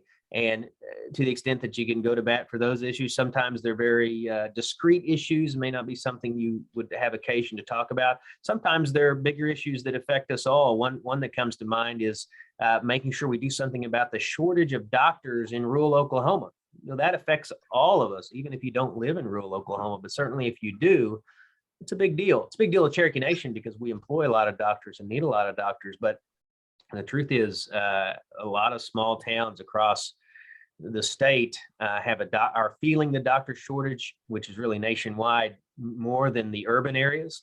What that means in terms of quality of life is that it affects it negatively. And so the Speaker of the House has a bill that would have a tax credit incentive for doctors to practice in rural areas. You know, that's something that, if you're talking about good for the rural economy, good for rural healthcare, good for kids, good for the future outlook of the state of Oklahoma, I think it's a winner. It's something we're getting behind, along with a number of other measures. But that's an example of an issue that you might hear us talk about, that you might take up the cause, even if it's an old-fashioned letter to your state rep. And former state rep, you probably can attest that when you get a genuine letter from somebody, it does mean a lot. That's absolutely the case, and that is very important. And that's one of those topics that we certainly want to see more and more happen. Myself, having been resident of a rural community, we see that the needs are great all across the state of Oklahoma. We know that there are issues in the urban areas, but certainly that access in the rural areas, it's been underserved for so long. One of the issues that we had the pleasure of working with the Cherokee Nation on last year was the legislation that would allow for the schools to be able to collect data to appropriately allow an individual to say they were a member of a specific nation, rather than just simply American Indian or Native American Alaskan Indian. The work that y'all have done to try and improve those opportunities, that allowed for schools to be able to seek grants based upon the appropriate lineage of individuals and be able to secure more dollars to help those local schools. So the efforts that y'all do with your lobbying team, with Kim, with Gene, with Adam, everyone else, trying to raise that awareness with local lawmakers and improve those opportunities through some simple changes in law, it's greatly appreciated. And I could gush about you for hours about the things that you have put in place, as well as those other members of the Intertribal Council and all of those leaders across the state through the different nations. Just in parting words, what would be some advice you would want to give for individuals to ensure that we don't backtrack, to ensure that we do provide those opportunities for growth, and that we continue in what I view as the right path of where we're taking Oklahoma, working together as the sovereign nations and the state government and the other levels of government? Well, first of all, stay in touch, and this is a great way to do it. I always appreciate an opportunity to visit with you all as a group or engage on any number of issues, including the issue you last mentioned on something that seems discrete, like counting people based on their tribe, but turns out to have a big impact on schools, which affects us all. It's a great example of why we should keep talking and keep engaging. I'd say overall, the message I'd like to send to you all is that, you know, we're in a unusual time in which the Indian nations are growing in strength economically, politically, and I always hope we use the political strength for good ends. You know, again, if we're not in this business to make the lives of people and communities better, I don't know why we're in this business. So gaining political strength is a good thing in that respect. gaining more respect. I think Indian nations are, as I think we deserve, among many leaders here and across the country. So that really is a good way to look at this era we're in. But you can't help but look at the era as an era in which there's a great deal of difficulties between the state of Oklahoma and the top leadership and the tribes. And, you know, if you Googled Cherokee Nation, put the governor's name in, put my name in, you see all sorts of stories that paint a picture of a great deal of conflict. And I don't want to minimize that. There is a great deal of conflict, much of which I think could have been avoided and should be avoided in the future. But in all of that, let's not lose sight of the fact that there's so much good going on that's cooperative. I mentioned that the very first thing we did in the wake of McGirt was to make sure we took care of kids and that we didn't let political positions, which are very important on something as important as McGirt, undermine efforts to take care of kids. So this is the first thing we took care of.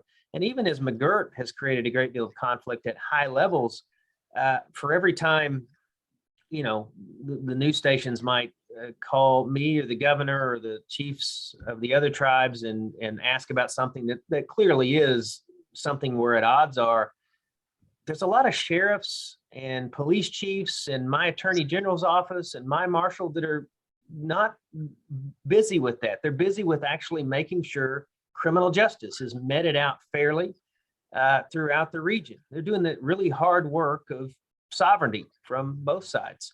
There's a lot of Indian child welfare and human services staff with the state and the tribe that are working together. There's a lot of people like the CEO of our businesses, who I hope you get to meet and hear from sometime. His name is Chuck Garrett, who is the CEO over this huge business, the likes of which my grandfather would have never imagined, but is generating so much positive economic activity in the region.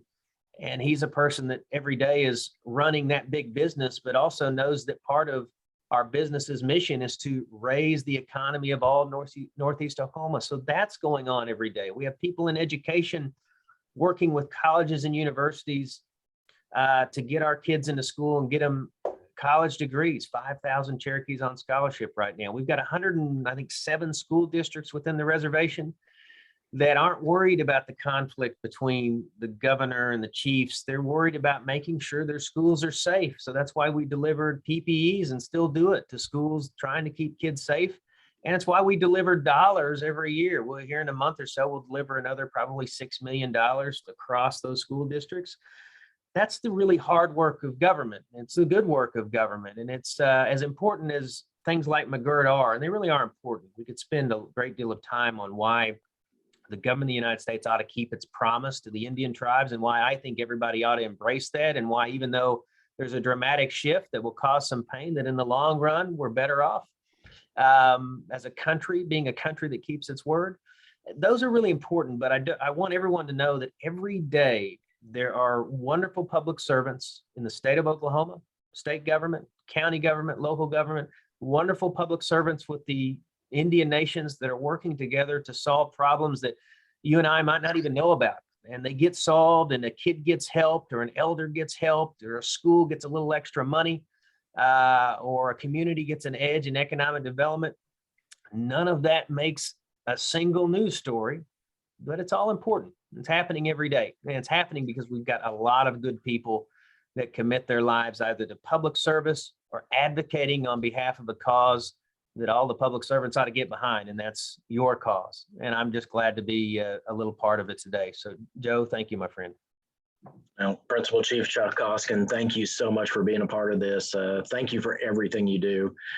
Debbie Hogue Downing posted over there. Appreciate all the contributions, Cherokee Nation, to the state. I echo that. Certainly appreciate not only the financial support that y'all provide to OICA, but the in-person extra support through you in January for everything y'all are doing for OICA and for the kids of the state. We're all in this together. We're trying to do what we can to improve the situation for children so they can have a better life than what we experienced. So thank you for living up to that.